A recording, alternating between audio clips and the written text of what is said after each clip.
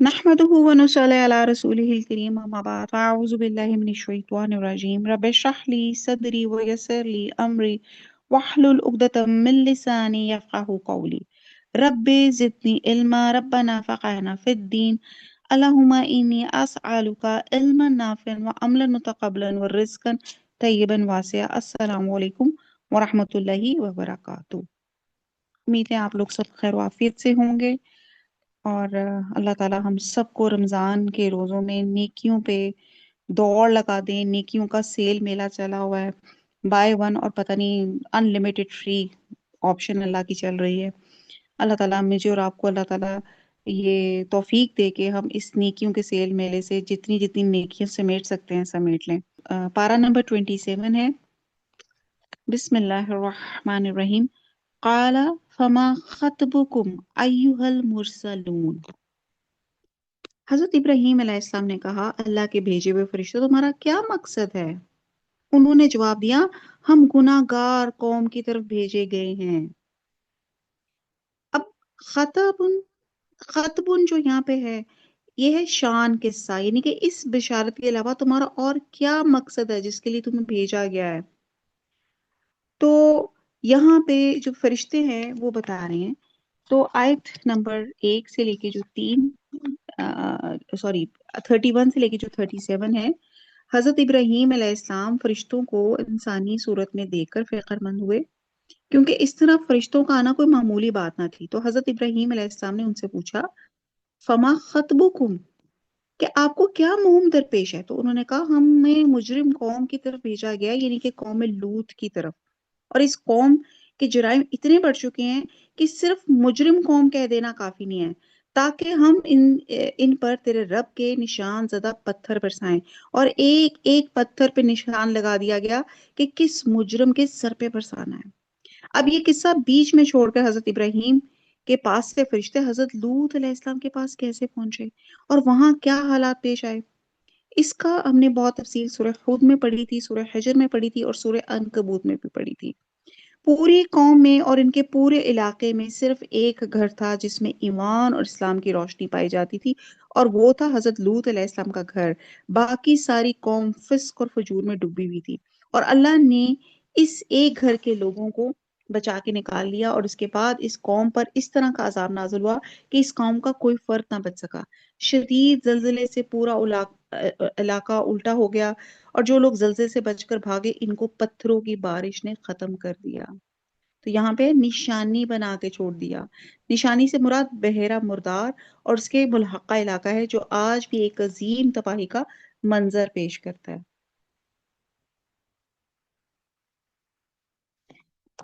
तो यहाँ पे एक ही सेट ऑफ जिसको कहते हैं एंजल्स आए थे, फरिश्ते आए थे, जहाँ पे एक जगह उन्होंने हजरत इब्राहीम अलैहिस्सलाम को उनके बेटे की खुशखबरी दी, और आगे हजरत लूत अलैहिस्सलाम के पास उनकी कौम पे उनकी जो उन्होंने एक नई चीज इन्वेंट की थी, होमोसेक्सुअलिटी, इस कदर नापसंद थी अल्लाह ताला को कि अल्लाह ताला ने उनके ऊपर अजाब नाजिल किया था। आयत नंबर 32, उन्होंने जवाब दिया कि हम गुनाहगार कौम की तरफ भेजे गए हैं ताकि हम इन पर मिट्टी के कंकर बरसाएं। गुनाहगार कौम कौन थी? कौम लूत। और उनका जुर्म क्या था? होमोसेक्सुअलिटी। जो तेरे रब की तरफ से निशान ज़दा हैं उन हद से गुजर जाने वालों के लिए। अब यानी कि हद से गुजरे हुए लोग थे, हर कंकरी पे नाम लिखा हुआ था, और जिस कंकरी से जिसकी मौत होनी थी उस पे उसका नाम लिखा हुआ था। बस जितने ईमानदार वहां थे हमने इन्हें निकाल लिया, और कहते हैं शायद कोई 13 लोग थे, और कभी कहते हैं कि हजरत लूत अलैहिस्सलाम और उनकी बेटियां थीं, और कुछ ईमान वाले लोग थे, ये कुछ 13 लोग थे। हमने वहां मुसलमानों को सिर्फ एक ही घर पाया। अब ये घर कौन सा था? हजरत लूत अलैहिस्सलाम का। वहां हमने इनके लिए जो दर्दनाक अजाब का डर रखने हैं एक कामिल अलामत छोड़ दी, यानी कि हलाक शुदा बस्तियां, ये जो अजाब था, वो जो आसार थे, तो यहाँ पे इबरत के लिए वहां पे ये अलामत छोड़ दी। लेकिन फिर भी देखें इबरत कौन पकड़ता है। पहले तो हम कहते थे ना वेस्ट में होमोसेक्सुअलिटी, अब तो हमारा पाकिस्तान कोई जगह कोई इलाका बचा नहीं है। استغفار کہنے کی بات ہے کہ ہمارے تو کالج اسکول بھی اس سے جو ہے جو بچے ہوئے نہیں ہیں. آیت نمبر 38. موسیٰ کے قصے میں بھی ہماری طرف سے تنبیہ ہے. ہم نے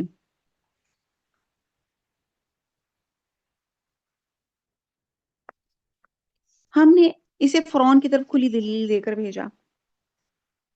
یہ بھی ہم بہت ڈیٹیل سے واقعہ پڑھ چکے ہیں. حضرت موسیٰ علیہ السلام کو اللہ سبحانہ تعالیٰ نے جب نبوت پہ اپوائنٹ کیا تو دو ان کو کام دیے. ایک فرعون جو اپنی فرعونیت کے لیے مشہور تھا، بہت ظالم تھا، اپنے آپ کو خدا کہتا تھا، اس کو وحدانیت کا پیغام دو. اور بنی اسرائیل کو اس نے غلام بنا کے رکھا ہوا ہے، بنی اسرائیل کو غلامی سے نجات دلاؤ. آیت نمبر 39. بس اس نے اپنے بل بوتے پر منہ موڑا اور کہنے لگا یہ جادوگر ہے یا دیوانہ. بالآخر ہم نے اسے اور اس کے لشکروں کو اپنے عذاب میں پکڑ کے دریا میں ڈال دیا. وہ تھا ہی ملامت کے قابل.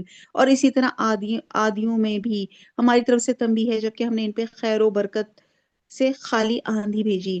وہ جس جس چیز پر گرتی تھی اسے بوسیدہ ہڈی کی طرح چورا چورا کر دیتی تھی. اب یہاں پہ بتایا جا رہا ہے کہ یہ جو آسمانی چیخ تھی، اور آپ یہ دیکھیں کہ جس جس چیز پہ گرتی تھی، یہ سوری اس ہوا کی تاثیر تھی جو قوم عاد پہ بطور عذاب بھیجی گئی تھی. یہ تند و تیز ہوا 7 راتیں 8 دن تک مسلسل چلتی رہی تھی. اور سمود کے قصے میں بھی عبرت ہے. جب ان سے کہا گیا تھا تم کچھ دنوں تک فائدہ اٹھا لو، لیکن انہوں نے اپنے رب کے حکم سے سرتابی کی، جس پر انہیں ان کے دیکھتے دیکھتے تیز و تند کڑاکے نے ہلاک کر ڈالا. کڑاکے نے، اب یہ کیا تھا؟ یہ سائکا تھا، یہ آسمانی چیخ تھی. اور اس کے ساتھ نیچے رجفہ، زلزلہ بھی تھا، جیسے سورہ اعراف میں تھا کہ بھاگ نہ جائیں. بس نہ تو وہ کھڑے ہو سکے اور نہ بدلہ لے سکے، یعنی کہ اللہ کے عذاب سے اپنے آپ کو نہ بچا سکے. آیت نمبر 46. اور نوح کی قوم کا بھی اس سے پہلے یہی حال ہو چکا، وہ بھی بڑے نافرمان لوگ تھے. آسمان کو ہم نے اپنے ہاتھوں سے بنایا اور یقیناً ہم کشادگی کرنے والے ہیں. قوم نوح، قوم عاد، فرعون اور سمود بہت پہلے گزر چکے. انہوں نے بھی اطاعت الہی کی بجائے بغاوت کا راستہ اختیار کیا تھا. بالآخر جو قوم نوح کو بھی طوفان میں ڈبو دیا گیا تھا. اب یہ اللہ تعالیٰ 27واں پارہ شروع ہوا ہے، پھر تمام قوموں کے قصے ہمیں بار بار سنا رہے ہیں، نصیحت کے لیے، عبرت کے لیے، اور بتا رہی ہیں کہ یہ ان قوموں میں یہ جرم تھے، یہ نافرمانیاں تھیں، ان پر عذاب آیا. اور I'm sorry to say، اگر میں یہ بات کہوں کہ اس وقت ہماری امت مسلمہ میں یہ تمام کرائمز، یہ تمام سنس ایز اٹ از موجود ہے، جن کے اوپر ایک ایک ان کے اس جرم پہ اللہ تعالیٰ نے ان پہ عذاب بھیجا تھا. تو سمجھ نہیں آتا کہ ہمیں کس چیز کا، ہمیں لگ رہا ہے کہ ہمارے پاس کون سا لائسنس ہے مغفرت کا کہ اللہ تعالیٰ ہمیں معاف کر دیں گے. اب یہاں بتایا گیا آسمان کے بارے، یعنی کہ آسمان پہلی بہت وسیع ہے، لیکن اللہ تعالیٰ کہہ رہے ہیں ہم نے اس کو بہت زیادہ وسیع کرنے کی طاقت رکھتے ہیں، یا آسمان سے بارش برسا کے روزی کشادہ کرنے کی طاقت رکھتے ہیں. اور جیسے آسمان بنانے کی بھی قدرت اور طاقت موجود ہے، ہم آسمان زمین بنا کر تھک نہیں گئے، بلکہ ہماری قدرت اور طاقت کی کوئی انتہا نہیں. یہاں اللہ سبحانہ تعالیٰ کا خالق ہے، مالک ہے، اللہ کی کاریگری یہاں پہ بتائی جا رہی ہے. آیت نمبر 48. کاریگری کیا؟ میں اور آپ جو بیٹھے ہیں وہ بھی اللہ ہی کی صنعت ہے. آیت نمبر 48. اور زمین کو ہم نے فرش بنا دیا. اللہ تعالیٰ کہہ رہے غور و فکر کرو، فرش بچھا دیا. اگر فرش نہ ہوتا تو کیسے کرتے ہم؟ اسپیس کا ہم نے جیسے سنا ہوا ہے نا کہ کس طرح لڑکتے پڑکتے جا رہے ہوتے، کیونکہ وہاں پہ گریویٹیشنل فورس نہیں ہے. تو یہ کتنی بڑی اللہ کی مہربانی ہے کہ ہم ایک قدم چلاتے تو دوسرا اگلا قدم پڑ جاتا ہے. تو ہم شکریہ ادا کر رہے ہوتے وہی نیوٹنس لاز کا یا فلانا لاز کا. یہ بنانے والے لاز کون تھا؟ اللہ سبحانہ تعالیٰ. ڈسکور اللہ تعالیٰ کی حکمت سے، اللہ تعالیٰ کی وجہ سے کسی انسان نے کیا. تو زمین کو ہم نے فرش بنا دیا، اور فرش بھی ایسا کہ اس میں اللہ تعالیٰ نے رہتی دنیا کی گروسری رکھ دی. بس ہم بہت ہی اچھا بچھانے والے ہیں. ہر چیز کو ہم نے جوڑا جوڑا پیدا کیا تاکہ تم نصیحت حاصل کرو. بار بار اللہ تعالیٰ نے کہا جوڑا جوڑا، ہر چیز کو جوڑا جوڑا، نر اور مادہ، اس کی مقابل اور ضد کو بھی پیدا کیا، جیسے روشنی، اندھیرا، خشکی، تری، چاند اور میٹھا، میٹھا اور چاند اور سورج، میٹھا اور کڑوا، رات اور دن، خیر اور شر، زندگی اور موت، ایمان اور کفر، شقاوت اور سعادت، جنت اور دوزخ، جن و انس، حتیٰ کہ حیوانات جاندار کے مقابلے میں جمادات بے جان یعنی کہ آپ دیکھیں کہ نباتات، ہم سوچتے ہیں کہ پلانٹس بھی میلز اور فیمیلز ہوتے ہیں، اور پھر دنیا کا بھی جوڑا رکھ دیا، کیا؟ آخرت اور دنیا کے بالمقابل دوسری زندگی۔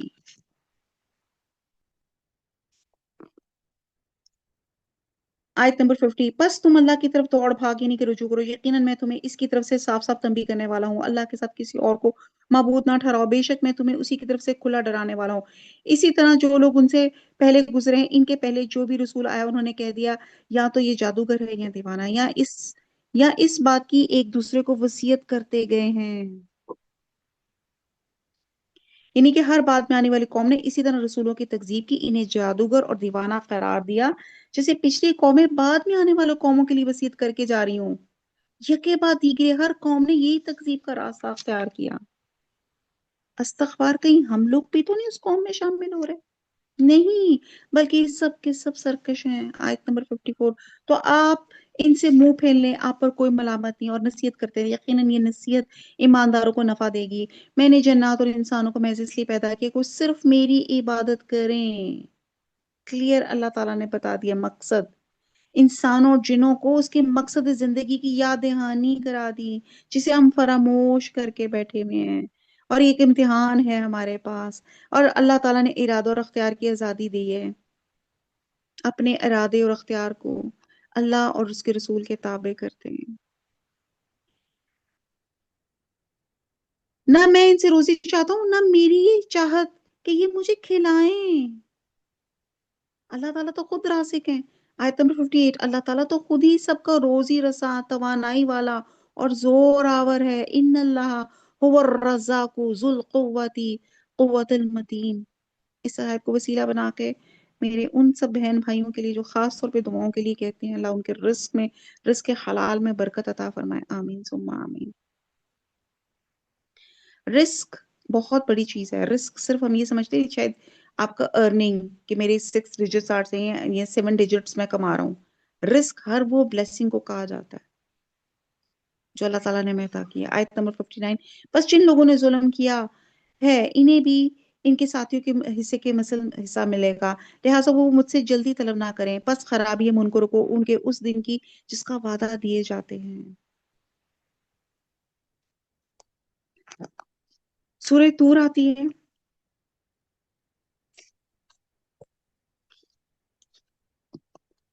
اعوذ باللہ من الشیطان الرجیم، بسم اللہ الرحمن الرحیم۔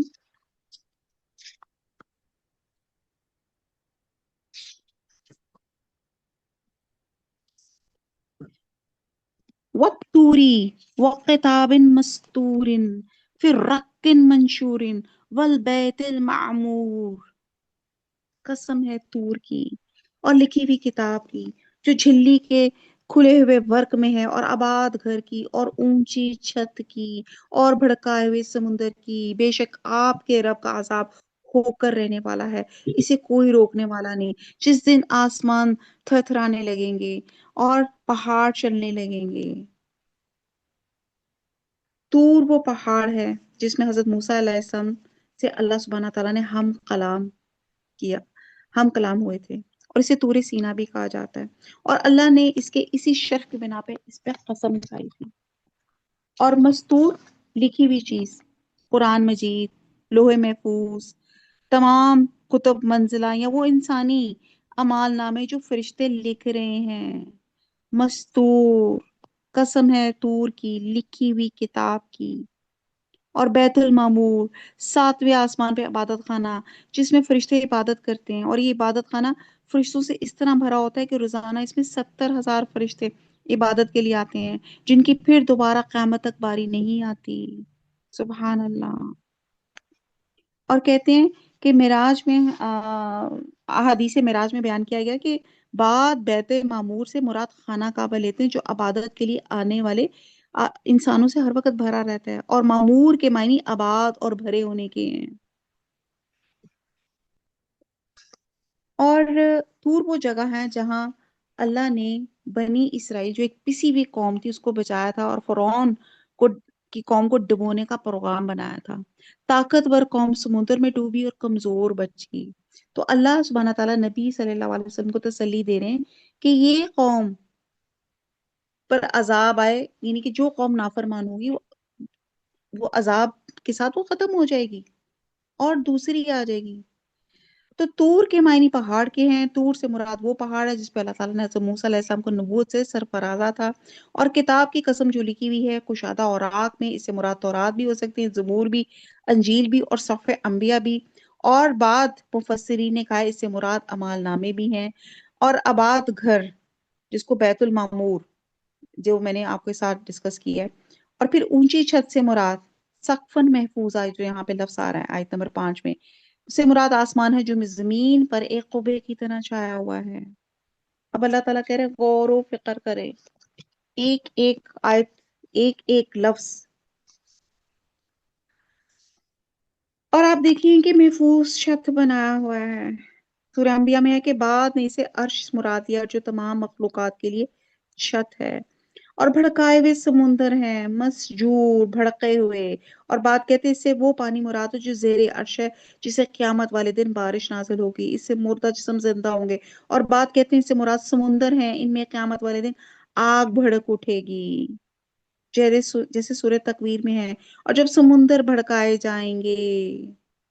آج ہم لوگ 2 ہائیڈروجن اور 1 آکسیجن کا ایلیمنٹ لیتے ہیں تو ایک پانی بن جاتا ہے۔ ولی عالم اللہ تعالیٰ اس وقت کس طرح ان ایلیمنٹس کی ریاکشنز کر دیں کہ جو سمندر ہے، یہ جو ہوائیں ہیں، یہ جو سمندر ہیں، یہ بھڑک جائیں، ان میں آگ ہو جائے، آکسیجن کا ان کا آپس میں ریاکشن کچھ ایسے ہو جائے۔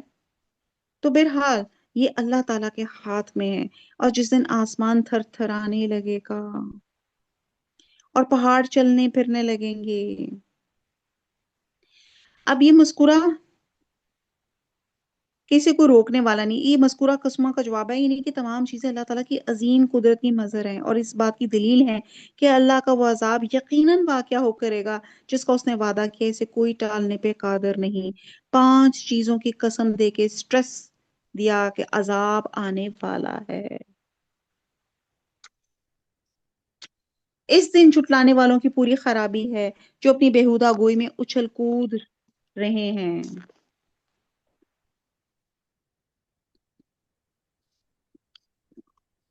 یعنی کہ کفر اور باطل میں مصروف ہیں، جس دن وہ دھکے دے دے دے دے کر آتش جہنم کی طرف لائے جائیں گے۔ ابھی سچویشن لی جا رہی ہے کہ ان کو کیسے لے کے آیا جائے گا، سختی کے ساتھ دھکیلا جائے گا، یہی وہ آتش دوزخ ہے جسے تم جھوٹ بتلاتے تھے۔ اب بتاؤ کیا یہ جادو ہے یا تم دیکھتے ہی نہیں؟ جاؤ دوزخ میں، اب تمہارا صبر کرنا اور نہ کرنا تمہارے لیے یکساں ہے، تمہیں فقط تمہارے کیے کا بدلہ دیا جائے گا۔ یقیناً پرہیزگار لوگ جنتوں میں اور نعمتوں میں ہیں جو انہیں ان کے رب نے دے رکھی ہیں، اس پر خوش خوش ہیں، ان کے پروردگار نے جہنم کے عذاب سے بھی بچا لیا ہے۔ اللہم انی اسألک جنت الفردوس، یعنی کہ جنت کے گھر، لباس، کھانے، سواریاں، حسین و جمیل بیویاں، حور، سب خوش ہیں کیونکہ یہ نعمتیں دنیا کی نعمتوں سے بدرجہ بڑھ کر ہوں گی۔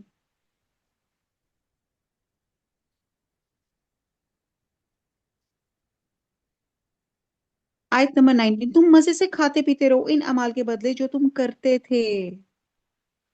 اس سے معلوم ہوا کہ اللہ کی رحمت حاصل کرنے کے لیے ایمان کے ساتھ اعمال صالحہ بہت ضروری ہے۔ آیت نمبر 20، برابر بچھے ہوئے شاندار تختے پر تکیے لگائے ہوئے، اور ہم نے ان کا نکاح گوری گوری بڑی بڑی آنکھوں والی حوروں سے کر دیا۔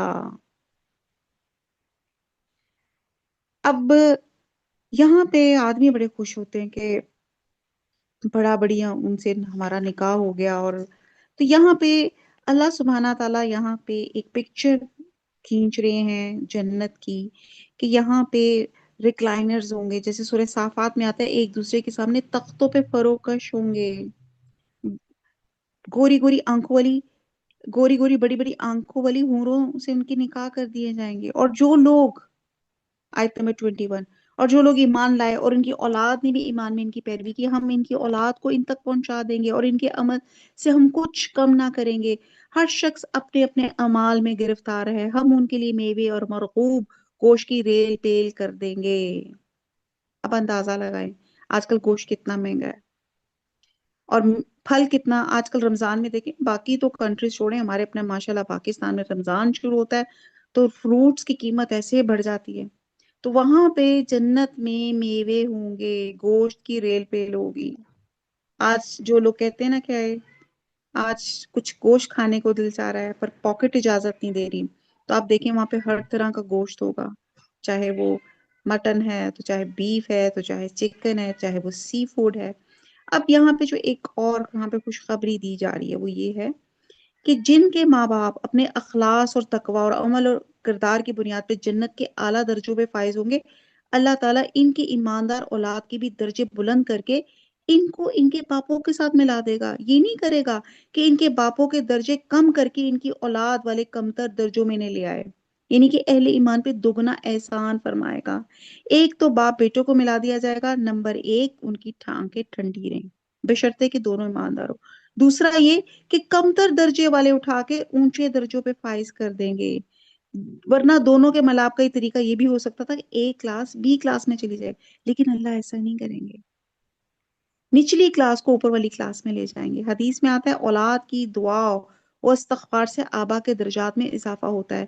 ایک شخص کے جب جنت میں درجے بلند ہوتے ہیں تو اللہ تعالیٰ سے اس کا سبب پوچھتا ہے. اللہ تعالیٰ فرماتا ہے تیری اولاد کی تیرے لیے دعائیں مغفرت کرنے کی وجہ سے. اور ایک اور حدیث کا مفہوم ہے کہ جب انسان مر جاتا ہے تو اس کے عمل کا سلسلہ منقطع ہو جاتا ہے، البتہ تین چیزوں کا ثواب موت کے بعد بھی جاری رہتا ہے: ایک صدقہ جاریہ، دوسرا وہ علم جسے لوگ فیض یاب ہوں، اور تیسری نیک اولاد جو اس کے لیے دعا کرتی ہو.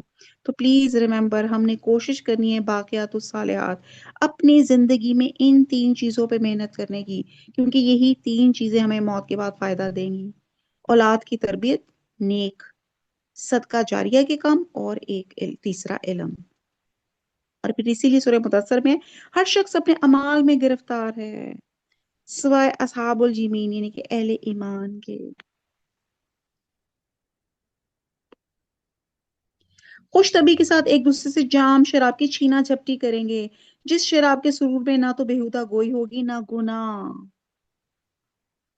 اور ان کے ارد گرد ان کے نوعمر غلام چل پھر رہے ہوں گے گویا کہ وہ موتی تھے جو ڈھکے رکھے تھے. اب یہاں پہ آج کل کی ہماری دنیا کا ایک عام مسئلہ، جی سپورٹ سسٹم، آپ کے ہیلپرز. اللہ تعالیٰ کہہ رہا ہے کہ جنتیوں کی خدمت کے لیے انہیں نومر خادم بھی دیے جائیں گے جو ان کی خدمت کے لیے پھر رہے ہوں گے. اور حسن و جمال اور صفائی اور رعنائی میں وہ ایسے ہوں گے جیسے موتی جسے ٹھک کر رکھا ہوا ہو تاکہ ہاتھ لگنے سے ان کی چمک ماند نہ پڑ جائے. تو یہ دیکھیں کہ اللہ تعالیٰ ہر وہ چیز جو ہمیں دنیا میں جس چیز کی ہمیں کمی ہے، اکثر کہتے ہیں نا ہائے اللہ کاش ہمارے پاس ایسے ملازم ہوتے، یہ ہوتا، سب کچھ ہوتا. تو یہاں اللہ تعالیٰ کہتے ہیں ہر چیز اللہ تعالیٰ وہاں پہ اللہ تعالیٰ عنایت کریں گے. وہاں پہ آپ کے سپورٹ سسٹم ہوگا. آیت نمبر 25، آپس میں ایک دوسرے کی طرف متوجہ ہو کے سوال کریں گے اور کہیں گے اس سے پہلے ہم اپنے گھر والوں کے درمیان میں بہت ڈرا کرتے تھے، یعنی کہ اللہ کے عذاب سے. بس اللہ تعالیٰ نے ہم پر بڑا احسان کیا، ہمیں تیز و تند گرم ہواؤں کے عذاب سے بچا لیا. سموم، جھلس، وہ کہتے ہیں نا کرنے والی گرم ہوا کو کہتے ہیں سموم. جہنم کے ناموں میں سے بھی ایک نام ہے. ہم اس سے پہلے ہی اس کی عبادت کیا کرتے تھے، بے شک وہ محسن اور مہربان ہے. تو آپ سمجھاتے رہیں کیونکہ آپ اپنے رب کے فضل سے نہ تو کاہن ہے نہ دیوانہ. یا کافر یوں کہتے ہیں کہ شاعر ہے ہم اس پر زمانے کے حوادث یعنی کہ موت کا اظہار کر رہے ہیں. قریشی مکہ اس انتظار میں ہے کہ زمانے کے حوادث سے شاید محمد صلی اللہ علیہ وسلم کو موت آ جائے اور ہمیں چین نصیب ہو جائے جو اس دعوت توحید نے ہم سے چھین لیا ہے. وہ یہ گمان رکھ رہے ہیں. آیت نمبر 31، کہہ دیجئے تم منتظر رہو، میں بھی تمہارے ساتھ انتظار کرنے والا میں ہوں. یعنی کہ دیکھو موت پہلے کسے آتی ہے، ہلاکت کس کا مقدر بنتی ہے. کیا ان کی عقلیں انہیں یہی سکھاتی ہیں یا یہ لوگ ہی سرکش ہیں؟ کیا یہ کہتے ہیں کہ اس نبی نے قرآن خود گھڑ لیا؟ واقعہ یہ ہے کہ وہ مان نہیں لاتے. اچھا اگر یہ سچے ہیں تو بھلا اس جیسی ایک ہی بات یہ بھی تو لے آئے. یہ بات اللہ تعالیٰ نے کئی جگہ ان کو چیلنج کی، ایک بات کہیں ایک صورت کبھی 10، لیکن وہ کہیں بھی اس دعوے میں وہ اس چیلنج کو قبول نہ کر سکے. قرآن کریم وہ کہتے تھے کہ حضور صلی اللہ علیہ وسلم کا اپنا گھڑا ہوا ہے، تو پھر کہا جا رہا ہے پھر یہ بھی اس جیسی کتاب بنا کے پیش کر لیں. نہیں تو ایک بات ہی لے آئے آیت نمبر 35، کہ یہ بغیر کسی پیدا کرنے والے کے خود بخود پیدا ہو گئے ہیں، یہ خود پیدا کرنے والے ہیں۔ اللہ تعالیٰ اتنی دلیلوں سے بیان کر رہے ہیں، یہ خود اپنے خالق ہیں، بلکہ اللہ کے خالق ہونے کا اعتراف کرتے ہیں۔ کیا انہوں نے ہی آسمان و زمین کو پیدا کیا ہے؟ بلکہ یقین نہ کرنے والے لوگ ہیں۔ کیا ان کے پاس تیرے رب کے خزانے ہیں، یا ان خزانوں کے دروغہ ہیں، یا ان کے پاس کوئی سیڑھی ہے جس پہ چڑھ کر آئے ہیں؟ اگر ایسا ہے تو ان کا سننے والا کوئی روشن دلیل پیش کرے۔ کیا اللہ کی تو سب لڑکیاں ہیں اور تمہارے ہاں لڑکے ہیں؟ کہ ان کے کیا تو ان سے کوئی اجرت طلب کرتا ہے، یا اس کے توان سے بوجھل ہو رہی ہیں کہ ان کے پاس علم غیب ہے جسے یہ لکھ لیتے ہیں؟ کیا یہ لوگ کوئی فریب کرنا چاہتے ہیں؟ تو یقین کر لیں فریب خوردہ جماعت کافروں کی ہے۔ اللہ تعالیٰ اتنی ان کو ڈیٹیل سے بتا رہے ہیں۔ آیت نمبر 43، کہ اللہ کے سوا ان کا کوئی معبود ہے؟ ہر کس نہیں، اللہ تعالیٰ ان کے شرک سے پاک ہے۔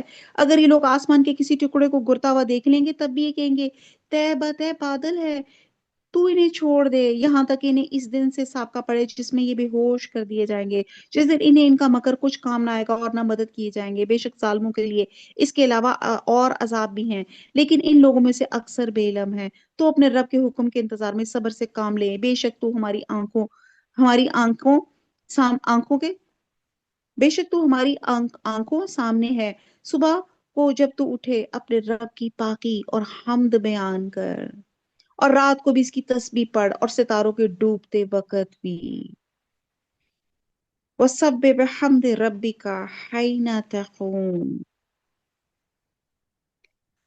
جیسے ہم نے پہلے پڑھا ایک صورت میں کہ بڑے عذاب سے پہلے ان کو چھوٹا عذاب چکھائیں گے تاکہ وہ رجوع کر لیں، اور اس بات سے کہ دنیا کا یہ عذاب اور مصائب اس لیے تاکہ انسان اللہ کی طرف رجوع کرے۔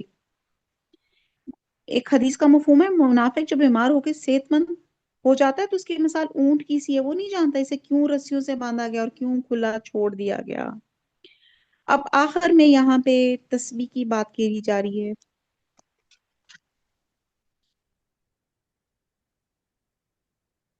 تو جو آیت نمبر 48 تھی، حضور پاک کو اللہ سبحانہ تعالیٰ نے فرمایا کہ اے پیارے نبی، منکرین کے رویے کی پرواہ کیے بغیر اپنے رب کے حکم کی تعمیل کے لیے صبر کے ساتھ دین کی تبلیغ کرتے رہے۔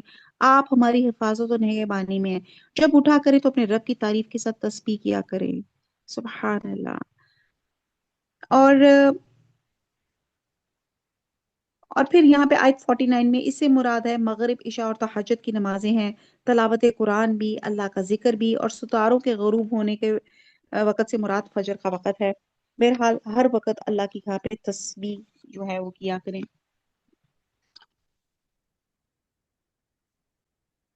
سورہ نجم شروع ہوتی ہے۔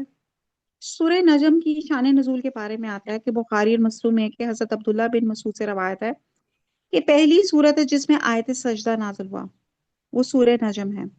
ابن مسعود کی روایت سے یہ بھی معلوم ہوتا ہے کہ یہ پہلی صورت ہے جب حضور صلی اللہ علیہ وسلم نے حرم پاک میں قریش کے ایک مجمع میں سنایا تو مجمع میں کافر مومن سب موجود تھے، اور آخر میں جب آپ صلی اللہ علیہ وسلم نے آیت سجدہ پڑھ کے سجدہ فرمایا تو تمام حاضرین آپ صلی اللہ علیہ وسلم کے ساتھ سجدے میں گر گئے۔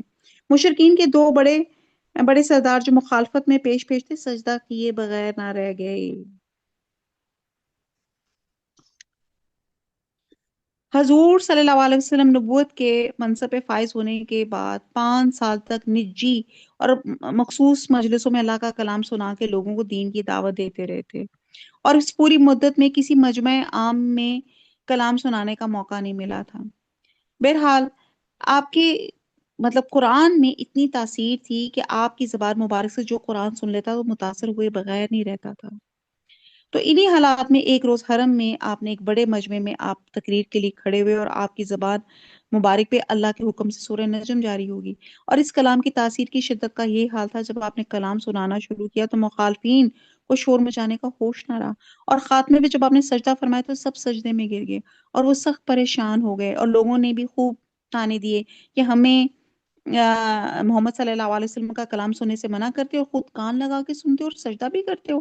پھر کفار نے یہ بات بنا کے اپنا پیچھے چھڑایا کہ ہم نے سمجھا کہ محمد صلی اللہ علیہ وسلم ہماری دیویوں کو بلند مرتبہ تسلیم کر لیا ہے، اور یہ انہوں نے صحیح جھوٹ بولا تھا۔ حقیقت یہ ہے کہ اللہ کے کلام سے اور حضور صلی اللہ علیہ وسلم کی مقدس ہستی سے متاثر ہو گئے تھے.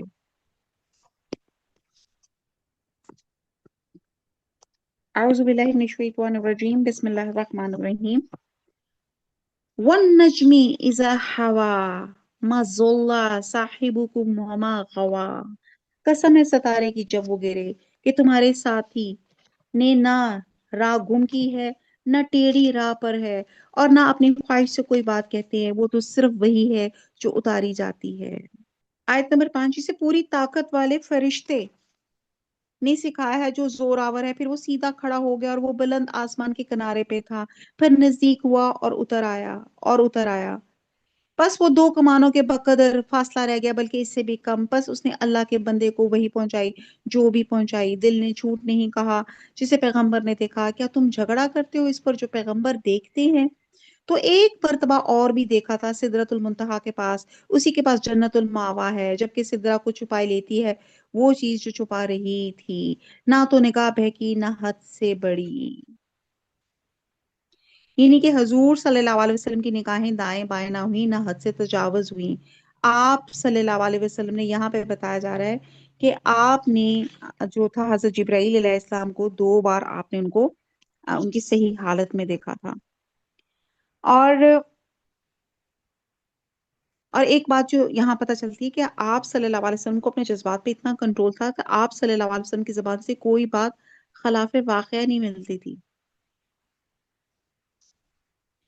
اور کہتے ہیں کہ نبی صلی اللہ علیہ وسلم نے جبریل کو ان کی اصل شکل میں دیکھا، اور یہ بعثت کے ابتدائی دور کا واقعہ ہے جس کا ذکر ان آیات میں آیا ہے. اور دوسری مرتبہ اصل شکل میں معراج کے رات دیکھا گیا. اور نبی صلی اللہ علیہ وسلم کو جبرائیل کو اصل شکل میں دیکھا تو ان کے 600 پر تھے، ایک پر مشرق و مغرب کے درمیان فاصلے جتنا تھا. اس کو آپ کے دل نے جھٹلایا نہیں بلکہ اللہ کی اس عظیم قدرت کو تسلیم کیا. سدرۃ المنتہا ایک بیری کا درخت ہے جو 6 یا 7ویں آسمان پہ ہے، اور یہ آخری حد ہے. اس کے اوپر کوئی فرشتہ نہیں جا سکتا، اور فرشتے اللہ کا ایک کام بھی یہیں سے وصول کرتے ہیں. اور جنت الماوا حضرت آدم کا جو مسکن یہی ہے، اور بات کہتے ہیں کہ روحیں یہاں آ کر جمع ہوتی ہیں. اور سدرۃ المنتہا کی کیفیت کا بیان ہے کہ جب شب معراج میں آپ صلی اللہ علیہ وسلم نے اس کا مشاہدہ کیا، سونے کے پروانے اس کے گرد منڈلا رہے تھے، اور فرشتوں کا عکس اس پہ پڑ رہا تھا، اور رب کی تجلیات کا مظہر بھی وہی تھا. اور اسی مقام پہ نبی صلی اللہ علیہ وسلم کو 3 چیزوں سے نوازا گیا تھا. 5 یعنی کہ واقعہ معراج میں 5 وقت کی نمازیں، سورہ بقرہ کی آخری آیات، اور اس مسلمان کی مغفرت کا وعدہ جو شرک کی آلودگی سے پاک ہو. اللہ تعالی ہم سب شرک کی آلودگی سے پاک ہیں. ایاک نعبد و ایاک نستعین. قل هو اللہ احد اللہ الصمد. اور مغفرت سے مراد یہ ہے کہ مسلمان ہمیشہ جہنم میں نہیں رہے گا، یا ابتدا میں ہی اللہ تعالیٰ اپنے فضل و کرم سے اس کو معاف کر دے گا، کر کے جنت میں بھیج دیں گے، یا پھر سزا بھگت کے جنت میں جائیں گے. مطلب یہ ہے کہ مسلمان کا دائمی ٹھکانہ بالآخر جنت ہی ہے، بشرطے کہ وہ شرک سے پاک ہو. یقیناً اس نے رب کی بڑی بڑی نشانی میں سے بات نشانیاں دیکھ لیں. کیا تم نے لات اور عزا کو دیکھا اور منات تیسرے پچھلے کو؟ کیا تمہارے لیے لڑکے اور اللہ کے لیے لڑکیاں ہیں؟ بہرحال لات جو ہے جیسے میں نے آپ کو پہلے بھی بتایا تھا کہ سب سے پہلے شرک کا آغاز جو تھا حضرت نوح علیہ السلام کے زمانے میں ہوا تھا. جب ان کے نیک لوگوں کی ڈیتھ ہو گئی تھی تو لوگوں نے پہلے ان کی پکچرز بنائی، پھر انہوں نے کہا چلو اسکلپٹ کر لیتے ہیں، ان کے بت بنا لیتے ہیں. تو اور پھر اللہ کو چھوڑ کر پھر ان بتوں کی پرستش کرنے لگے تھے. تو یہ لات کہتے ہیں کہ لات یہ ایک نیک آدمی تھا، حاجیوں کو ستو گھول گھول کے پلایا کرتا تھا. جب یہ مر گیا تو لوگوں نے اس کی قبر کو عبادت گاہ بنا لیا اور اس کے مجسمے اور بت بنا لیے گئے. اور یہ طائف میں بنو ثقیف کا سب سے بڑا بت تھا، اور عزا کہتے ہیں یہ اللہ کے صفاتی نام سے تھا. یہ غطفان میں ایک درخت تھا جس کی عبادت کی جاتی تھی. بات کہتے ہیں یہ ایک شیطانی بھوتنی تھی جو بعد درختوں میں ظاہر ہوتی تھی. بہرحال بات کہتے ہیں یہ پتھر تھا جس کو یہ پوجتے تھے. اور بہت سارا مطلب ان کے انہی چیزوں کے بارے میں بیان ہے کہ جن جن بتوں کو یہ پوجتے تھے. اور منات تیسرے پچھلے کو. منات منا یمنی سے ہے جس کے معنی ہے بہانے کے ہیں، اور اس کا تقرب حاصل کرنے کے لیے لوگ کثرت سے اس کے پاس جانور ذبح کرتے، ان کا خون بہاتے تھے۔ یہ مکہ اور مدینہ کے درمیان ایک بت تھا۔ زمانہ جاہلیت میں اوس اور خزرج یہیں سے احرام باندھتے اور اس بت کا طواف کرتے تھے۔ نبی صلی اللہ علیہ وسلم نے فتح مکہ کے بعد اور دیگر مواقع پہ ان بتوں کا اور دیگر تمام بتوں کا خاتمہ فرما دیا تھا، اور ان پر جو کبے اور عمارتیں بنی تھی وہ مسمار کر دی تھی، ان درختوں کو کٹوا دیا تھا جن کی تعظیم کی جاتی تھی۔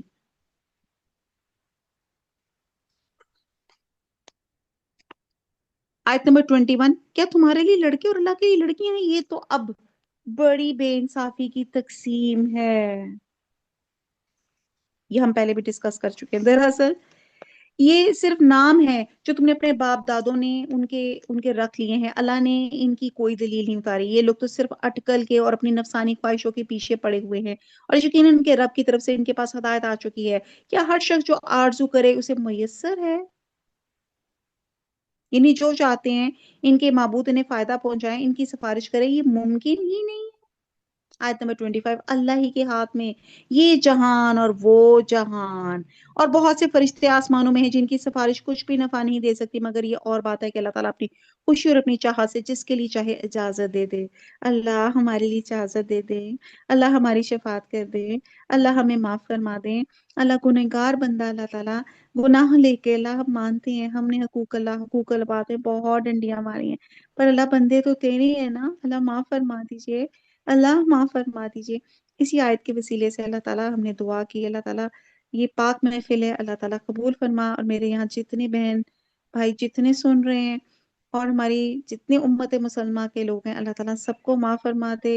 جنگ کا جو خطرہ چھایا ہوا ہے ہمارے ادھر دنیا میں، اللہ تعالیٰ اس کو امن سے بدل دے۔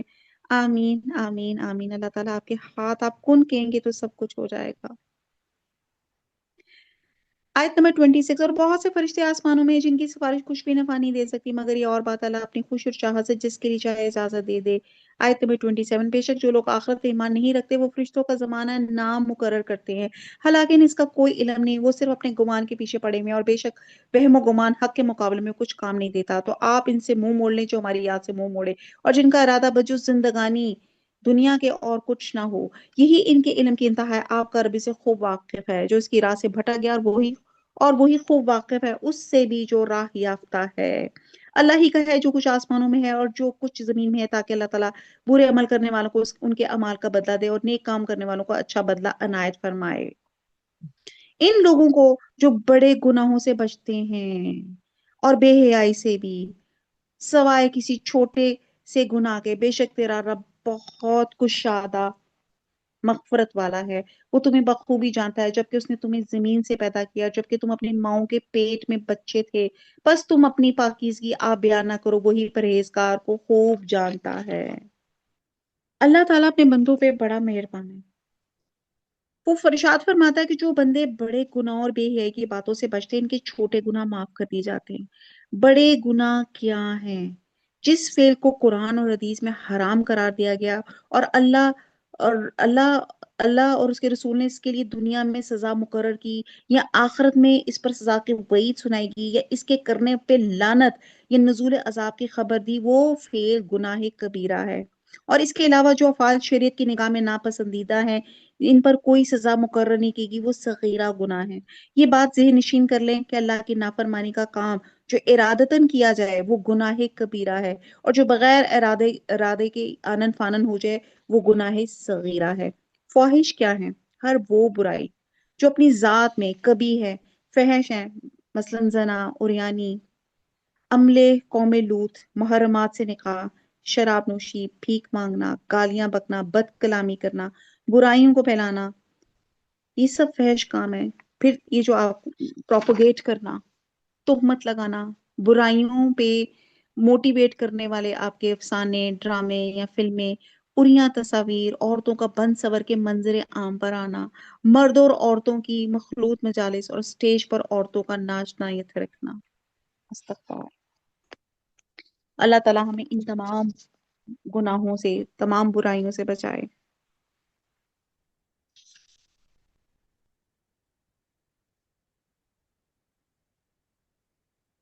اللہ تعالیٰ ہم سب کو صغیرہ کبیرہ گناہوں سے اللہ تعالیٰ ہم دعا کرتے اللہ تعالیٰ ہمارے صغیرہ کبیرہ گناہوں کو معاف فرما دے، آمین ثم آمین۔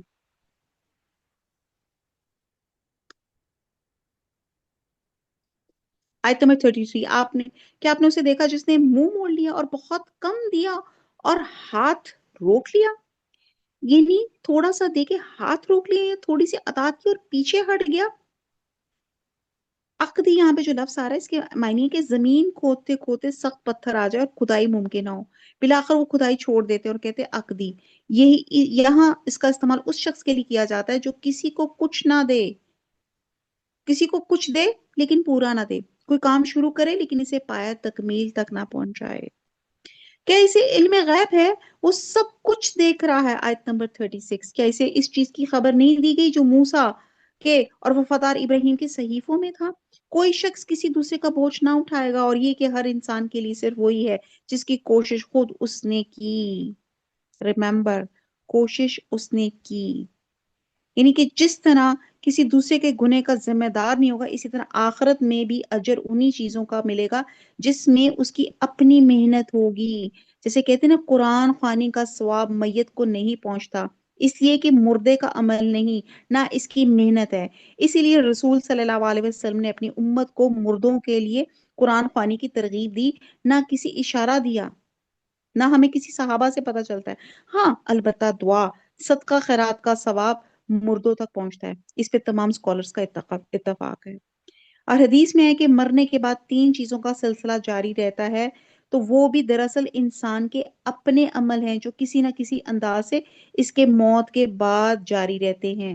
اولاد کو نبی صلی اللہ علیہ وسلم نے خود انسان کی اپنی کمائی قرار دیا۔ تین چیزیں تھی نا جو مرنے کے بعد عمل دیں گی، کہ جو اس کی اپنی خود کوشش تھی۔ اولاد کی تربیت اتنی کی کہ وہ آپ کے لیے صدقہ جاریہ بن گئی، اور دوسرا صدقہ جاریہ انسان کے اپنے آثار عمل تھے، اس نے ایسے کاموں میں اپنی زندگی، اپنی صلاحیتیں، اپنا پیسہ اپنا انویسٹ کیا کہ وہ جب تک وہ چیزیں، وہ مسجد، وہ سکول، وہ اچھائی کے کام جب تک وہ رہیں گے دنیا تک، اس کو مرنے کے بعد اس کا جو ہے ثواب ملتا رہے گا۔ جیسے سورہ یاسین میں تھا نا، وَنَكْتُبُ مَا قَدَّمُوا وَآثَارَهُمْ، اور اسی طرح وہ علم، تیسری چیز جس سے اس نے لوگوں میں نشر و اشاعت کی، لوگوں نے اس کی اقتداء کی، تو یہ اس کی صحیح اور اس کا عمل تھا، عمل ہے، یعنی کہ جو مرنے کے بعد بھی اس کو اس کا ثواب پہنچتا رہے گا۔ تو کیونکہ ہمارا اب ختم ہو رہا ہے، ختم تو نہیں میں کہہ سکتی، نہ ہم اس کو ختم کر سکتے ہیں۔ قرآن مجید ہم جس کو کہہ رہے ہیں کہ آخری سپاروں پہ ہم پہنچ گئے ہیں، تو ہم نے یہی اب کوشش کرنی ہے رمضان میں، ان تین چیزوں پہ محنت کرنی ہے: اولاد، نیک اولاد کے لیے تربیت، صدقہ جاریہ کے کام، اور علم پھیلانا۔ آیت نمبر 40، اور اس کے لیے میں ہمیشہ آپ کو کہتی ہوں کہ جو آج آپ نے پڑھا کم از کم 3 لوگوں کے ساتھ شیئر کریں تو صدقہ جاریہ کی چین بن جائے گی۔ آیت نمبر 40، اور یہ کہ بے شک اس کی کوشش ان قریب دیکھی جائے گی، یعنی کہ دنیا میں جو اچھا برا چھپکے کیا، اعلانیہ کیا، قیامت والے دن سامنے آ جائے گا، اس کی پوری جزا دی جائے گی، پھر اسے پورا بدلہ دیا جائے گا۔ اور یہ کہ آپ کے رب کی ہی طرف پہنچنا ہے، اور یہ کہ وہی ہنساتا ہے، وہی رلاتا ہے، اور یہ کہ وہی مارتا اور جلاتا ہے، اور یہ کہ اسی نے جوڑا، یعنی کہ نر و مادہ پیدا کیا نطفے سے، جب کہ وہ ٹپکایا جاتا ہے۔ امیجن کریں کتنے ملینز آف سپرمز ہوتے ہیں جس میں سے ایک جا کے اووم میں جاتا ہے اور فرٹیلائز ہوتا ہے، اور یہ کہ اسی کے ذمے دوبارہ پیدا کرنا ہے، اور یہ کہ وہی مالدار بناتا ہے اور سرمایہ دیتا ہے، اور یہ کہ وہ شعرا یعنی کہ ستاروں کا رب ہے، اور یہ کہ اس نے عاد اول کو ہلاک کیا اور سمود کو بھی، جن میں سے ایک کو بھی باقی نہ رکھا۔ اس سے پہلے قوم نوح کو یقیناً وہ بڑے ظالم اور سرکش تھے، اور متفقہ یہ شہریوں الٹی ہوئی بستیوں کو اسی نے الٹ دیا، پھر اس پہ چھا گیا جو چھایا۔ بس اے انسان تو اپنے رب کی کس کس نعمت میں جھگڑے گا، کیا شک کرے گا، چھٹلائے گا، جبکہ سب باتیں اللہ تعالیٰ نے اتنی واضح دلیلوں کے ساتھ پیش کر دی۔ یہ نبی ڈرانے والے ہیں پہلے ڈرانے والوں میں سے۔ قیامت نزدیک آ گئی، اللہ کے سوا اس کا وقت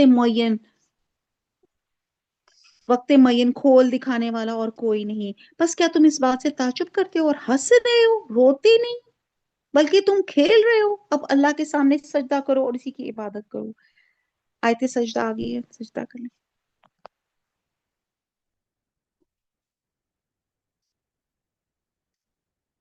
تو یہاں پہ کہا جا رہا ہے کہ اے مسلمانوں، تم اللہ کی بارگاہ میں جھک کر اس کی عبادت اور اطاعت کا مظاہرہ کر کے قرآن کی تعظیم اور توقیر کا اہتمام کیا کرو۔ چنانچہ اس حکم کی تعمیل نے نبی صلی اللہ علیہ وسلم نے اور صحابہ نے سجدہ کیا، حتیٰ کہ اس وقت مجلس میں موجود کفار نے بھی سجدہ کیا، جیسے کہ میں نے شروع میں آپ کے ساتھ شیئر کیا تھا۔ سورہ قمر آ جاتی ہے، یہ بھی ان صورتوں میں سے ہیں جنہیں رسول صلی اللہ علیہ وسلم نماز عید میں پڑھا کرتے تھے۔ اعوذ باللہ من الشیطان الرجیم، بسم اللہ الرحمن الرحیم۔ اقتربت الساعة وانشق القمر، شق القمر، قیامت قریب آ گئی اور چاند پھٹ گیا۔ اس صورت میں شق القمر کا واقعہ آیا ہے، اور یہ واقعہ ہجرت سے 5 سال پہلے مکہ معظمہ میں منی کے مقام پہ پیش آیا تھا۔ یہاں پہ بتایا جا رہا ہے کہ قیامت، نبی صلی اللہ علیہ وسلم نے بھی اپنی بابت فرمایا کہ میرا وجود قیامت سے متصل ہے، یعنی کہ میرا اور قیامت کے درمیان کوئی نبی نہیں آئے گا۔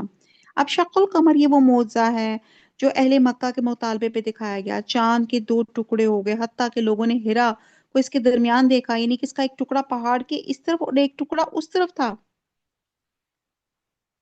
اور اس کے بعد بھی قریش کے لوگوں نے ایمان لانے کے بجائے اسے کہا کہ نظر بندی ہے، یہ کچھ میسمرائزیشن تھی، کوئی جادو تھا، اور مطلب تو یہاں پہ انہوں نے معجزہ مانگا، اور کہتے ہیں حضرت ابو بکر رضی اللہ تعالیٰ عنہ نے تصدیق بھی کی، اور لوگوں نے بھی دیکھا، لیکن جس کو کہتے ہیں نا مان نہیں سکے، انہوں نے کہا جی ہمارے اوپر تو نظر کی بندش ہو گئی تھی۔